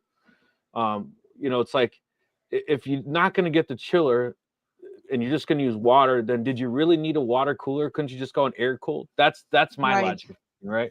If anyone thinks I'm wrong, let me know. But on my K40, I don't have the actual chiller. I guess we'll call it a cooler. Heat exchanger. Heat exchanger is the right name for it. Yeah, and for what I do with it, I mean, the only thing I use my CO2 for is cut and clear acrylic, and I do a lot of it, but it has worked just fine. Even when it gets super hot up there in the summer, it'll keep the temperature down. So I was always told that a CW3000 was pretty much what the Monport K40 comes with. Any CO2 lathe that's 50 watts or less, that's pretty much okay, and that's standard, right? Matter of fact, if it's colder, and you're like in a basement or it's a controlled environment, if you have a chiller, it may actually make it too cold and then cause a problem. Or you're actually not using the chiller because you're turning it so far down, right? But once you go above 50, then you probably should have a chiller. So, and I know I went literally on Amazon, just typed in the CW3000, the CW5000, just the different models of it. And it's like a lot of the same exact brands, just rebranding it. Right. But I was kind of like, since I know Monport, like if there was an issue, they'd stand behind it. And it's not that big of a drastic difference. And we do get somewhat of a discount. I was really just thinking I'd go into Monport. But then I was kind of upset because they had this sale on their website, but then said they would send in 17 days. And I'm like, no, like 17 days. I want to know. Yeah. So what's crazy is that now people have this like plug-in on their website, right? Because you've logged into their website before. When you go put something in your shopping cart, you don't buy it. I literally got an email that said, "Hey Rick, I noticed you put this in your shopping cart and you didn't buy it. Why didn't you purchase it?" And I was like, "Because I want to order it today, not 17 days from now." But I was torn between yours and just basically willing to pay extra because of the name, because I know if there's a problem with it, I'll get a new one. If I save $60 and it craps out of me in 30 days, it doesn't matter. I just lost, you know what I mean? And so they gave me a coupon, and I said, "So can you send it out sooner than 17 days?" No. Listen, no. No, I think a lot of us are getting spoiled by places like Amazon. Yes. For example, I just bought a tooth bar for the tractor, Piranha tooth bar. Okay. and for the front bucket, and it's like a 2.5 week lead time. And I'm looking, well, okay, yeah, I guess that's fine, but you're not going to get it any quicker. It's just I'm in the queue, as they speak.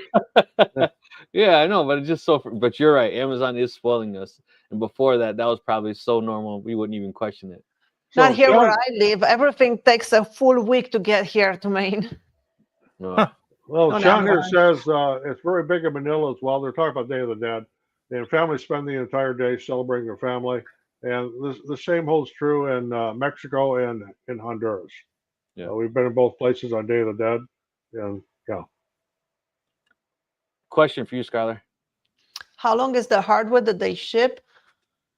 I mean, you can get it up to 8 feet. It all depends who you bought it from. I think hardwoods of Tennessee, they have it shorter. They try to pack it by 47 inches, but they put it by 20 board feet in one box.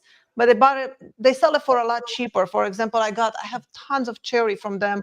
I bought it. They were 5/4 and 6/4 cherry for $2.67, $2.67 per board feet. So And when they're super getting in, to follow up with this next question here, and since I'm a big shipper and I know all about this, if it's, and Skylar mentioned about being 47 inches, when you hit 48 inches, it becomes oversized. right. When you hit 72 inches, it becomes oversized too. And it can get really expensive when they get to be 10 foot. I just bought some walnut from them, 5/4 walnut. I got the box. I didn't open it yet because I want to make it into a video. See how many cutting boards and grain cutting boards can we get from 10 board feet. See the price, how much it costs, how much is the shipping, how long it takes to make, and what kind of profit can we make. So I bought the 10 board feet. It was $9 a board feet for 5/4 walnut. And then I think I paid like $30 shipping for it. Yeah, but there's something to be said too. Is you got to remember that you can glue that up, right? So people always think I need this big long piece, and if you're going to glue them up anyways, you're doing end grains. I've never had a need for longer than 47 inches, other than when I build my daughter's bed. Oh, okay. Other than that, most of my Yeah. things are shorter. For something like walnut, we have the advantage here in Muscatine, Iowa, is a privately owned sawmill, and you can go down there and buy cherry and walnut and the white oak, red oak, Eastern red cedar, right? Eastern white cedar, and Eastern red cedar is what they make cedar chests out of.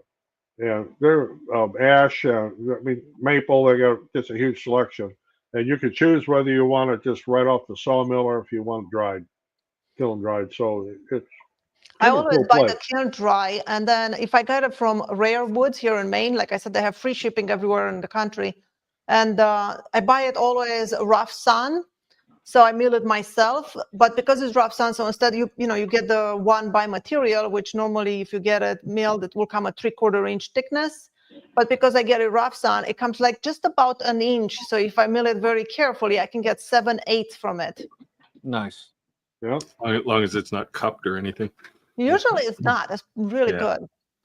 Yeah, there's a couple of big wood sales places here. They sell in bulk, and that's what I use rough wood too usually. So And, you have a you very can get unfair anything advantage. you want. They have a lot of exotic stuff here too. You have Right. a No, very you have a very unfair advantage, Steve. here, Davison's Why? Old Natural Gem says, I think shipping would be a nightmare. It can and can't. It depends on how much you are buying. For example, when we buy boxes, and we buy a lot of boxes, we buy them by the pallet, and we have them shipped common carrier, which means they come in a truck and unload them with a forklift. And to buy those boxes and have them shipped like UPS or FedEx would cost a fortune. Where I can get 2 or 3 pallets of cartons shipped here for a couple $100. So it depends, on the quantity you're buying and whether they can ship it by a common carrier, LTL carrier, or if it has to come from like UPS or FedEx. So it makes a difference. So those who don't know what common carrier is, Roger, do you want to explain that? It's a trucking company, where they show up in front of your place with a semi. You got to have a way to unload it, but unless you're going to pay for a lift gate or something, like I said, we have a forklift, so it's not an issue for us. Yeah. So I brought up, Steve, why you jumped away. That what are some places, I have to CNC now to buy wood, other than the box store, Home Depot or Menards, Yeah, I generally don't buy there. I buy like the place I go. They sell just like you go into the place and it's like this giant warehouse, and they got all these woods that are, and there's 2 rows, like you can go into an upper deck, and it's all sorted alphabetically, and all the common ones, like walnut and cherry and maple, those things, they have racks and racks of it. But then you get to the ebony section, and it's this little skinny thing that only sells boards this long. But Yeah, the problem with buying it from a big box store is like the wood is never dry. So I had so many problems when I started woodworking. Like I would use it to make projects, and then it starts cupping and twisting, and my lid of the boxes will not close anymore. They were like rock, and it's just all kinds of issues that your project just gets ruined afterwards. So invest in a good meter, like moisture meter for your wood. And Rick, another place to kind of look is look on Marketplace. Yeah. Because Marseilles, I'm sure you know where that is. That's not that far from either one of us, right? Kind of in between us. There's some place there that he's got a solar kiln. Okay. And he sells all different types of hardwood there.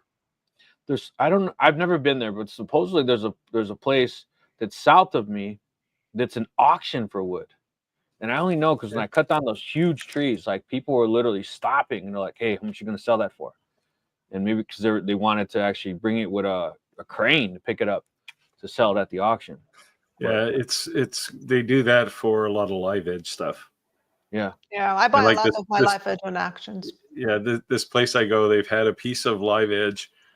I guess it's walnut. I've never looked at it close enough, but it's about 3 inches thick. It's about 12 feet long and 6 feet wide, and it's been hanging on the wall as long as I've been going there. So it's not cheap.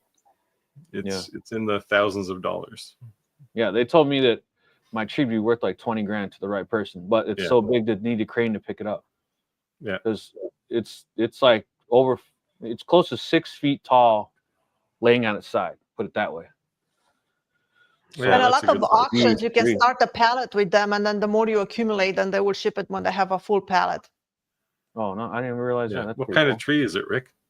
Maple, walnut? Yeah, I think it's walnut tree. Yeah. Oh, then it's worth good money. Yeah. Yeah, 260 a board foot. Davidson's Old National Gym saying black cherry in Maine for 260 a board foot. You can't get that anywhere near that cheap here. A lot of our stuff is local, so like you want butternut or elm, like those things. They're all local from here. Well, black cherry is common around here, but it's you're not going to get it that cheap. Yeah, Harold said, "Home deep shit." I always called it Homely Depot, but okay. Lowe's always have stringers and funny glue in the mix. Doesn't make for good wood cuts. Yeah. I did, however. I'm sorry. Go ahead. Go ahead. I did, however, order from Home Depot once some walnut that I needed for a project, and I bought like a few different boards. They were 8 foot long and 6 inches wide. And one of them came, and that pack was all curly, like the most figure walnut you have ever seen. The rest of them were junk, lots of sapwood and, not good. But one was just like, wow, how did I get so lucky? So I'm in between 2 different Home Depots, right? Like there's 2 separate towns. And I would drive to a whole nother town because the Home Depot that was farther away from me in a neighboring town, the wood, like they would actually go through the wood piles, flip the wood, any bird that was twisted, they throw it out. And I actually said something. There was like 2 kids, probably 17 years old, right? And I was like, why is this store so drastically different than any Home Depot I've ever been into in my life? Like, you guys are literally like flipping all the boards? He's like, yeah, they make us. And I was like, so how come all Home Depots don't do that? His boss is a retired Marine. So I mean, you literally walked down the wood aisle, every piece of wood was super straight. I mean, it was not what you pictured at Home Depot. So I went in Home Depot and I left actually a Google review and said, This place is phenomenal. Other stores can learn from this store. The neighboring Home Depot that I was complaining about, their roof actually leaked, and the wood would be soaking wet. And sometimes wood would have mold, black mold on it. I'm like, you can't sell this to people. Like, you guys got to throw this away. So I went in there like a month ago, and guess what I saw? I saw some kids flipping boards and doing these things, and I said, oh wow, you guys are doing that? And the manager actually said yes, because someone left a review, and she brought up and said that they said something to them and said they have to start it, and they actually told the kids slow down because they're throwing too much wood away. I didn't tell her, hey, that was me, or I think that was me, but yeah. So yes, I give Home Depot a very hard time. But I guess it's not necessarily the store, it's the managers, right? They actually have to dedicate people to really maintain that wood the right way. Yeah. I've never even thought of buying hardwood at a Home Depot. It just doesn't seem to be the place for Well, My Home Depot I doesn't never even have. carry walnut, only online. Yeah. In the store, you can only get pine, poplar, and red oak. Well, the only thing I buy from Home Depot lumber-wise here is 1/8" plywood, because I can't get anywhere else locally. Menards, I can order it from Menards, but then I got to wait for it to come in, and hopefully they don't ding the hell out of the edges of it.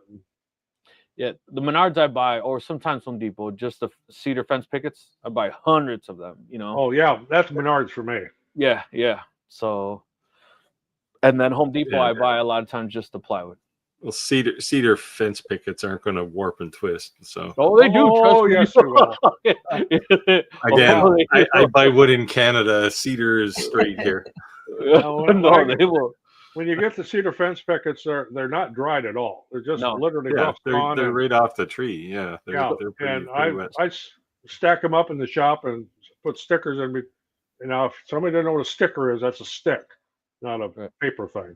And separate them so that they can air dry and try to keep some weight on top. But so we still get some that cup and twist and split.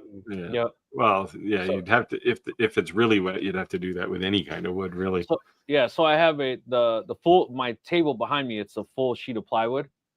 So underneath, one of the shelves is just empty, and that's literally what I'll fill it with. The whole fence pickets, just stack them in there, and so the weight keeps it down. I just let them dry, and then I try to pull from the bottom, so I keep that's the flattest one with all the weight. But they'll drop to like what, $1.88, versus like, and once they go to $1.88, I'll just buy all of them. Like, how many have left? Well, I'm one of them people though. When I do that, I'm out there and I'm sorting the pile. Oh, absolutely. I'm throwing some back, but I'm sitting there, but I'll buy all they have when they drop them that low.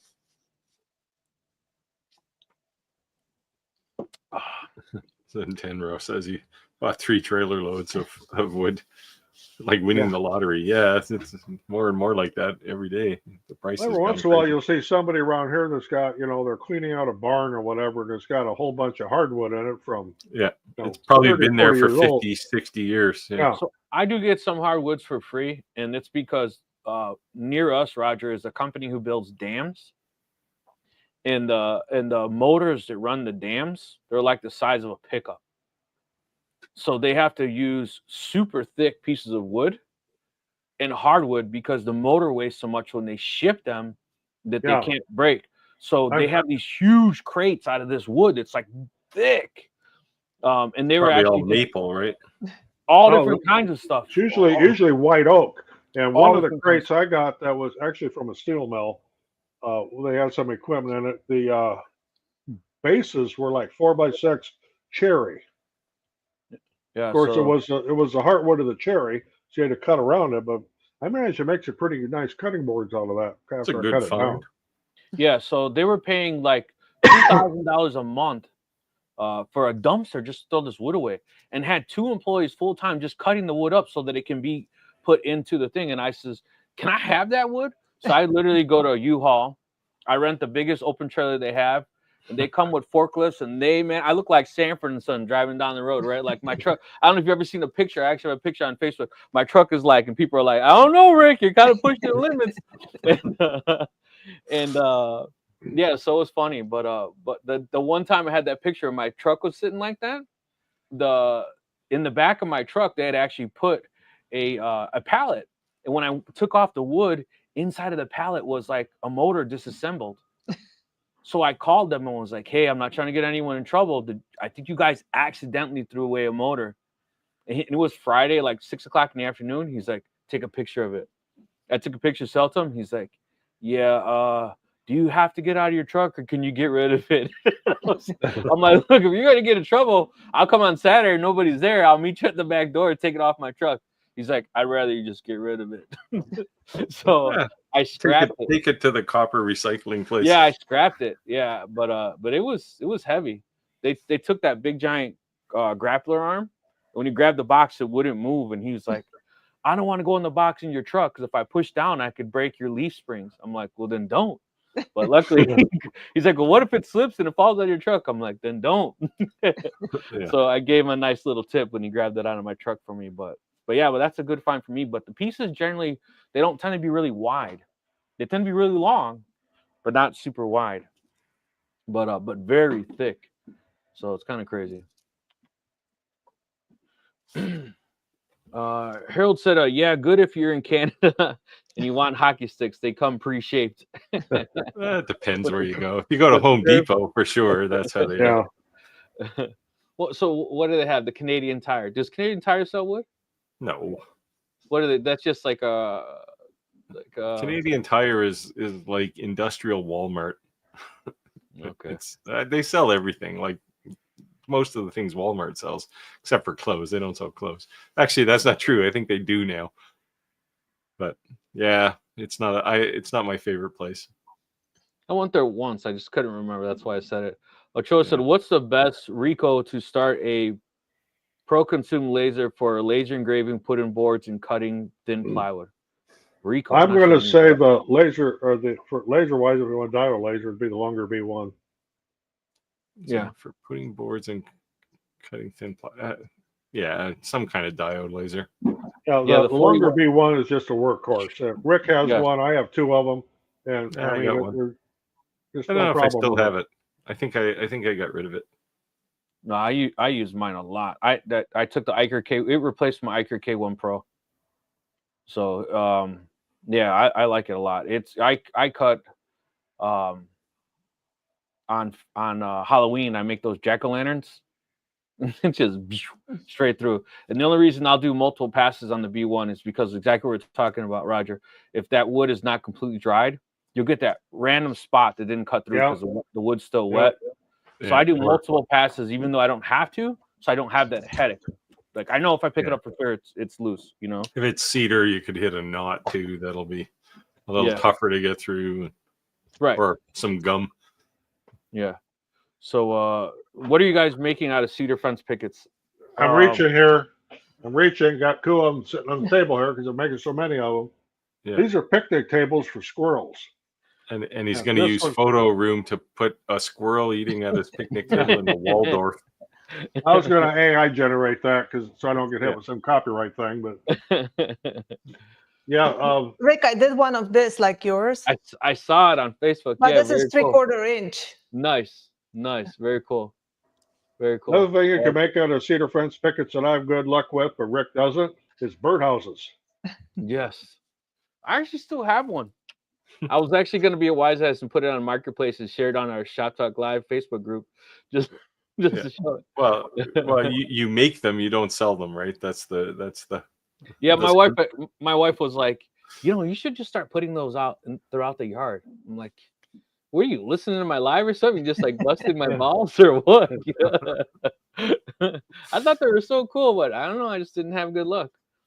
And people are like, it's my cigar box problem too. They look cool, but yeah. Well, you can also make porch signs that after they look really cool, then you can just give them away because nobody will buy them. But yeah. So Tenda said old wood is good wood, but if it's cut more than 50 years ago, it's just better wood. It's better. Yeah, the actual wood is better. Yes. Yeah. Well, the difference is that old wood, right? They allowed it to grow, and now they have tree farms that the tree is not old, right? Well, it's So- not old and they're force grown, right? So the rings are big, and Yes. like if you take some 100-year-old piece of like hickory or something, man, the rings on that thing are going to be like just stacked one on top of each other. Like Yeah. the stuff is so dense. Even pine, like old 2x4s. Yes. You tear down an old house, and man, the 2x4, well, they were real 2-inch by 4-inch pieces of wood for one thing, but they're just like super dense. Like you cut them and they just look like they were cast. It doesn't look like a piece of wood. Hey, V. Hi, V. Yeah, Hey, Ivy. Glad you could join us. I'm sure she'll do her round. She normally jumps in each one of our channels to say hello. So she's just getting ready for work. Just stop in. Wow. Work? What's that? Well, I even if I was working, I'd think it would be a horrible time to have to go to work this time of day. Oh, yeah, that's true. I Should did I have to do a can't night shift for a while. I never liked it. I So I can't get couldn't 8 do hours it. together. I'd just be asleep. So I can't get 8 hours ago. I sleep 5 hours and 2 hours at a time. It sucks. Sounds rough. Yeah. Sounds Well, like- wait till you're in your 60s, V. Then you'll only get 5 hours anyway, and you'll think it's great when you do. And if you can get 5 hours without having to get up to pee in the meantime. Yep. I'm not at that age yet. You know, so I have a CDLA class and I have to take this physical, and I failed my physical because they said there was blood in my urine. So they said I had to go to the doctor. So obviously I couldn't see it when I went to the bathroom, but it came up in the test. So I went to the doctor, and the doctor says, "Rick, do you drink any water?" I said, "Yeah." He says, "Are you sure?"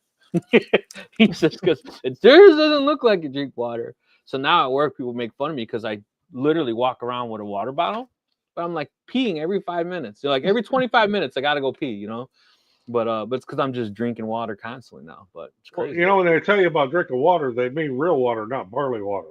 Oh yeah. I thought, what did it say? Save water, drink beer. Yeah. Brett said, "Does anyone have a good source for reclaimed material?" Somebody look tearing down at, a barn, old pallets. If you have a what they call a humanitarian store somewhere around you, where they people that are tearing down old houses or whatever will take this old material, doors and lumber and stuff, and donate it or sell it to one of these recycle or what do they call it? Habitat for something here, not Habitat for Humanity, but there's a Habitat store here in this area Yeah, where there's you can one go here, and find antique doors and millwork and just all kinds of stuff. A lot of the times here, people too are just putting stuff on the driveway, getting rid of furniture and all kinds of stuff. I can just Yeah. go, and if you're willing to put in the time and strip it down, you can make some nice boxes or who knows what from it. Go early in the morning before the garbage truck gets there. You can find all kinds of recycled Yeah. wood. Yeah, so I'm actually going to be replacing some of those old doors with the 8-pane glass with the skeleton keys. I still have those in my house. Well, So People will pay for those, right? yeah. So my whole house has them.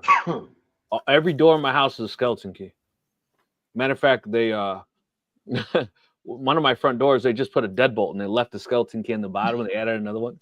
That's just kind of funny. But yeah, I'm gonna start replacing them. But yeah, they're definitely cool. Does the wind whistle through there in the wintertime? Yeah, my son actually stuck a crayon and smashed it in one of them and I didn't even yell at him because of that exact reason. He was like, "Why does it always make noise?" Snap. You just want to Fix get that some problem. expanding foam and squirt it in the hole. And Fix that problem. Got an orange crayon stuck in there. But yeah, so a decent amount of people in the live. I just wanted to put a plug there. If you're not a member of our Facebook group, make sure that you join. Go to shoptalklive.club. It's just an auto forward. It'll bring you to Facebook.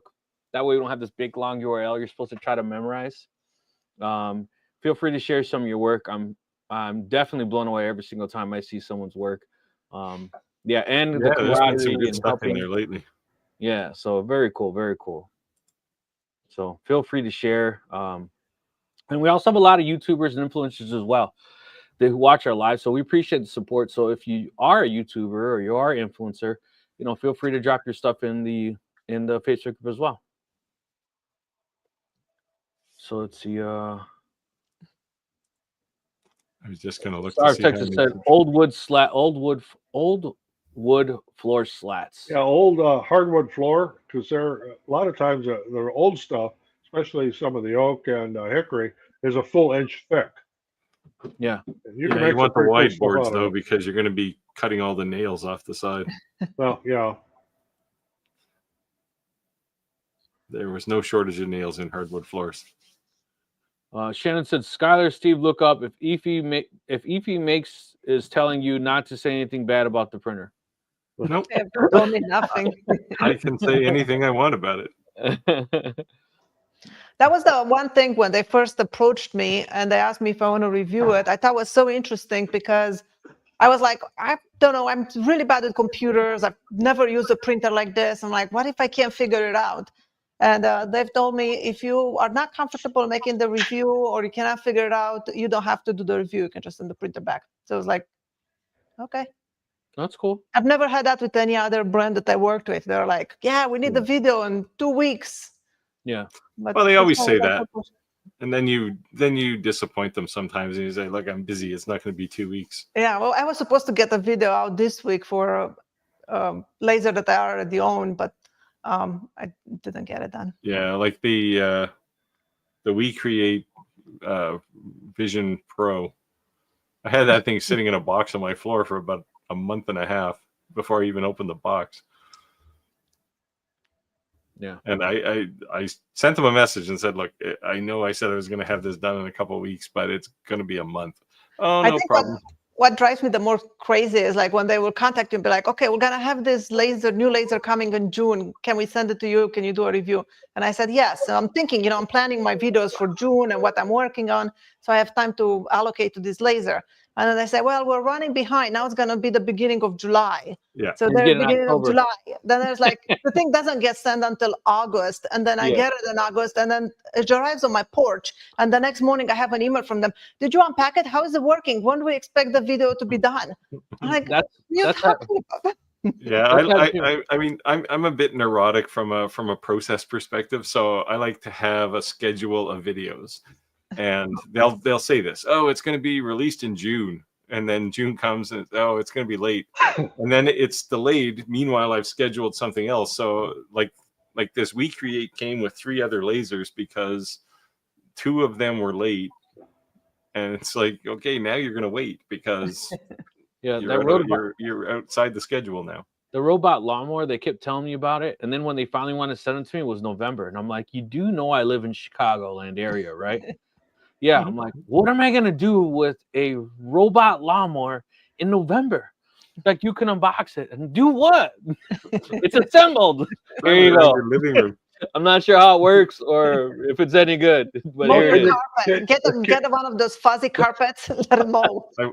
I was going to comment because when I did my video for the motion mower, you made some derogatory comment about my lawn. I was going to make some comment about yours with all those like bomb craters and stuff in it. Well, it's because I dug up with the tractor trees, stumps. Oh yeah, you didn't plant some more grass seed in there? No, I'm waiting for a couple more bonfires because then I'll take I'll drive into into the pit and take the dirt and then fill it up. Yeah, I don't know. We might be in an okay to burn phase right now, but usually where I live, it's like if you light a match in any time there's no snow on the ground, you're going to get a $10,000 fine. No, so I need to have at least, and when I say fire, it's probably 35 feet round circle. And the hole is, put it this way, the hole's big enough that I can drive my tractor in, turn around, and pull back out. So it's like 6 feet down, right? And normally the pile's like 15 feet above the ground. So then when I get about that high, that's where I'm done. I have to have a fire, and then I can trim more trees, and then because my property is just filled with trees. Yeah. You have a chipper. When we cut the trees, we just send everything through the chipper, well, the smaller stuff, and then just use it and mulch the forest. I just throw it on the burn pile, and then when it gets big enough, we have a big party. I have a chipper, and I'm looking. It's not a PTO chipper. I'm looking at getting one to put on the tractor. We have so much brush, so much to do something with. And as Rick has said, he's got these huge piles to burn. Well, you can't have wind, and it can't be dry, and you got to have water out there. And Yeah. we just run stuff through the tipper. We just have all kinds of burning restrictions and. Yeah, so I'm gonna incorporate it so I can do literally whatever I want, but my neighbors can't. So it's funny, like they're township, but I'm not. Yeah. So like on the north side of my property, there's 9 houses. That's how long my property is. And on the south side of my property, there's 3 houses. They can't do anything what I can do. I can ride dirt bikes, 4-wheelers, like I can do whatever I want, and they can't. So it makes them mad, but whatever. Oh, so you're popular in the neighborhood. Well, we got annexed into the city itself about 8 years ago, and we have a business. I have 4 greenhouses, and they're big, and I'm grandfathered, but I cannot make them bigger or move them, and I can't add to them, and I can't have chickens either. So David said something. 2 things I was actually going to mention. That was one of them. I forgot to mention this one. So are you going to open a YouTube community on your channel? That came a feature yesterday. Yeah. And so did an auto dubbing unless you turned it off. So I had my dubbing on for months now. I was one of those people that got it early. Yeah, I got it a long time ago too. Yeah, me too. No, but it's like official now. Like everyone should have it. Yeah, they opening the public community thing is finally a good idea. Yeah, I didn't dig into all what that is, but I did see that was an added feature. I got that email. Yeah, it's basically like a bulletin board, right, where people can post and you can post. It's a good idea. I clicked on a link and it just brought me to my channel, and then I got sidetracked on something else and never went back. I did exactly the same thing yesterday. I did the same thing. I'm like, I don't even know where to find it. I opened the thing. I'm like, that's my channel. Okay, now what? So I got sidetracked on something else, and I never went back to it. Yeah, I saw a shiny light and I went and chased that for a while after. And then I forgot to get back to it. Yeah, so funny, all 3 of us did the same exact thing. So that's hilarious. Well, it didn't. I clicked on it and it wasn't immediately in my face. So I thought, oh, here's something I need to pay attention to. Yeah, why did you put the link? It should have just automatically brought you to the page. I was like, what the hell is this? And I even went back to the same email, did it twice. I was like, oh, okay. But in answer to the question, yeah, I'll open it as soon as I figure out how to turn it on. Same. So it's now open to everyone yesterday. Yeah. Nobody. 20 years of night shift. Kind of glad it's over now.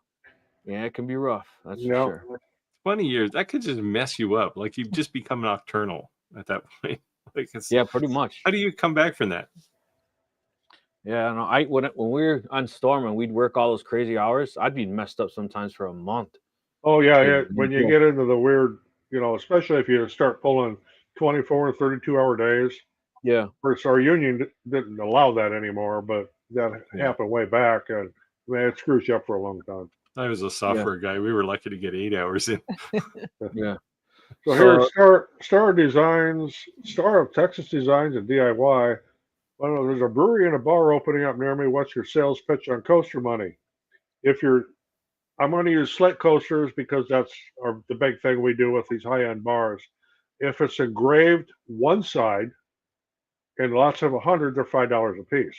If they're engraved both sides, which means front and back, which means on the front is like the name of the bar or whatever, and in the back it says stolen from and has the bar on it. Those are $7. The other thing would be cool is now everyone's doing those QR codes, because the QR code is their menu or their drink menu. That'd be a cool thing. So it brings you to their website with their menus. So they don't have to have a bunch of menus. That could be a pitch something too. An upsell option, right? Say, hey, we could do this, or might be something you might want to put out there. Yeah. So let us know how that goes. I'm curious. Let us know. Yeah. This sounds like a good application for doing coasters, what Roger does too, right? Because it's B2B but for me, just the whole making 4 coasters and trying to sell them to somebody, that's not my thing. Yeah, like I said, when I do them in lots of 100. Right. Yeah, I've done coasters, but it's always for another business. It's not for somebody's living room. Right, but I think the most important part about what Roger's doing though is that's just not 100 coasters. That's a return customer. Yes. Yeah. Once you get into that that Yeah, No, you because know, no, what I like mean is things 'cause I've they're done gonna are get for like stolen. like companies lobbies and stuff, right? So you know, they don't have to be slate either. I mean, these are 3D printed. Yeah, they're gonna Right get here. stolen for sure. People are Yeah. going to steal them. And you can go with a set of 4 coasters and give them as a, welcome to the neighborhood kind of thing gift, and then get to talk to them. I've done it with restaurants before, where I'll go with a breadboard and be like, welcome to the neighborhood. If you need any of these breadboards, I can make them, because restaurants usually they'll have the free bread or whatever in the beginning. Right. yeah, for things like cutting boards and stuff, that's usually why I tell people who make woodworking stuff to go target real estate agents and lawyers, right? Real estate lawyers, because like it's cool when somebody buys a house, they open the front door, they go into the kitchen, and there's a nice cutting board there that's got some real estate agents advertising on the back, but it's a practical gift, right? As opposed to sometimes they'll give you a bottle of wine or something, and it's like, okay, once that's gone, I forget about you. That's one of the ones we do. Is we use the Dollar Tree bamboo cutting boards. Yep. And engrave what's kitchen equivalents on the back, along with the real estate agent's name and his phone number. Yep. And I don't mind I don't mind the IKEA bamboo boards. They're actually, and once a year, Aldi's of all places has some like killer thick, super nice $5 cutting boards that I'll sell them for $45-50 all day.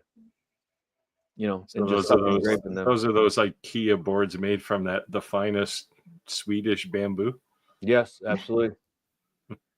I like this comment here. It's a good play on words.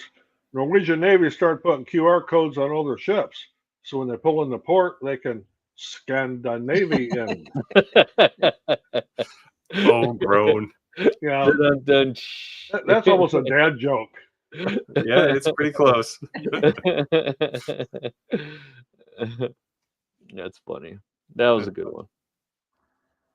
So we did something one time. It was unrelated to our lives, but it went well. And it was I asked a question: what is a toy that you had as a kid you wish you still had? So I got a question for somebody. What's something that cars don't have that they used to have? Nothing. Old cars had nothing compared to new cars. They don't have the high beam on the floor. Well, now there was Well, something. yeah, they don't have that. I had a friend had a '65 Chrysler New Yorker, and he converted the windshield washer pump into an alcohol dispenser and routed it into the glove compartment. Jesus. And that was something that you don't see anymore. But Most cars don't have cigarette lighters anymore either. Yeah, they don't have cigarette lighters. well, now they call them a power port. Power outlet, yeah. But Yeah. like my car doesn't have any of those things. Like doesn't have anything. Well, my truck has one in the front and one in the back. It's got a couple of USB ports if I want to charge something, but Yep, got those two, USB-A and USB-C. Instead of clutch. People don't even know how to drive stick anymore. Well, that's how if you buy a car and it has a stick shift, it's pretty much theft resistant. Because most of the car thieves aren't going to know how to drive it. Yeah. Yeah, modern day car thieves are all 20 years old, so they don't know how to drive anything with a stick in it. Vented windows. Yeah, that was a big thing. Yeah, I learned to drive on an old Ford F-150 and the 3/4 ton. Oh no, it wasn't a 150, it was a 3/4 ton. And the gear shift must have been about 6 feet long. And like first gear was way up here and second gear was way back here. Well, at least it wasn't 3 on the tree. There you go. No. Now, here's another one here too that's good that'll confuse anybody that's young is a foot dimmer switch. Yeah. Yeah.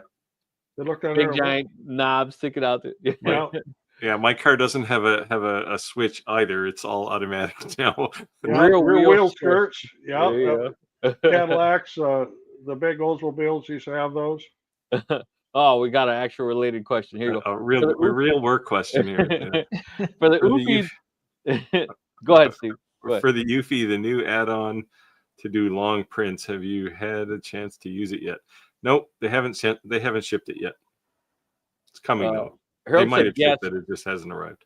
Harold said gas caps under a rear license plate. You know what's so funny about that is I remember that if you used to not actually click your gas cap, you could have a check engine light because it threw something off with like the. Yeah, it's because the gas tank is pressurized a bit. Right, but now there's cars without gas caps at all. Yeah, my Yeah, truck doesn't have one. mine doesn't have a gas tank, so Zetento said fins. fins. Yeah, there you go. My 57 Chevy or my 1959 Plymouth Belvedere had huge fins on the back of it. Nice one, nice one. Keep them coming, Well, guys. that was the Keep thing, coming. right? Every year the Think fins about got bigger and bigger, and then somebody yeah. said, "Well, fins are stupid, so let's just not have them anymore." And then Fast and the Furious came out and they brought them back. Well, I think when Edsel come out with, or when Ford came out with the Edsel and them giant fins, that kind of killed it. Yeah, that was Yeah. the end of it. What was that? The Roadrunner had that big giant fin on it, right? Well, that was a spoiler on the back. Well, a Yeah, wind spoiler. Yeah. Yeah, that was funny though. And then the Daytona had one too. But yeah. Yeah, Just it was funny. basically the same car. Yeah. Yes. Yeah. Here you go. What's one say? Riviera used to have an eyelid type on the fronts. Oh, those were cool. I remember that. Hideaway headlights. Yeah. Hideaway headlights are gone. Yeah, those are cool. Like the phantom lights. I like that. That was cool. But all right, guys, look like we hit time. I just wanted to sneak something funny in at the end. It was last time we mentioned something like that. The comments started coming in so bad we ended up going like 30 minutes over on the live. But thank you. Appreciate it. I'm sleeping. No, I know. I'm just saying I just thought it was funny to do something like that. But switch it up a bit sometimes. But thank you guys for joining the live. Appreciate everyone. If you're not a member already, join the Facebook group. You guys want to say anything to close out? No, just everyone stay safe, have fun. We'll see you next week. Keep building. See you next week. Yeah. Yep. Bye. Go make something. Take care, all. Take care.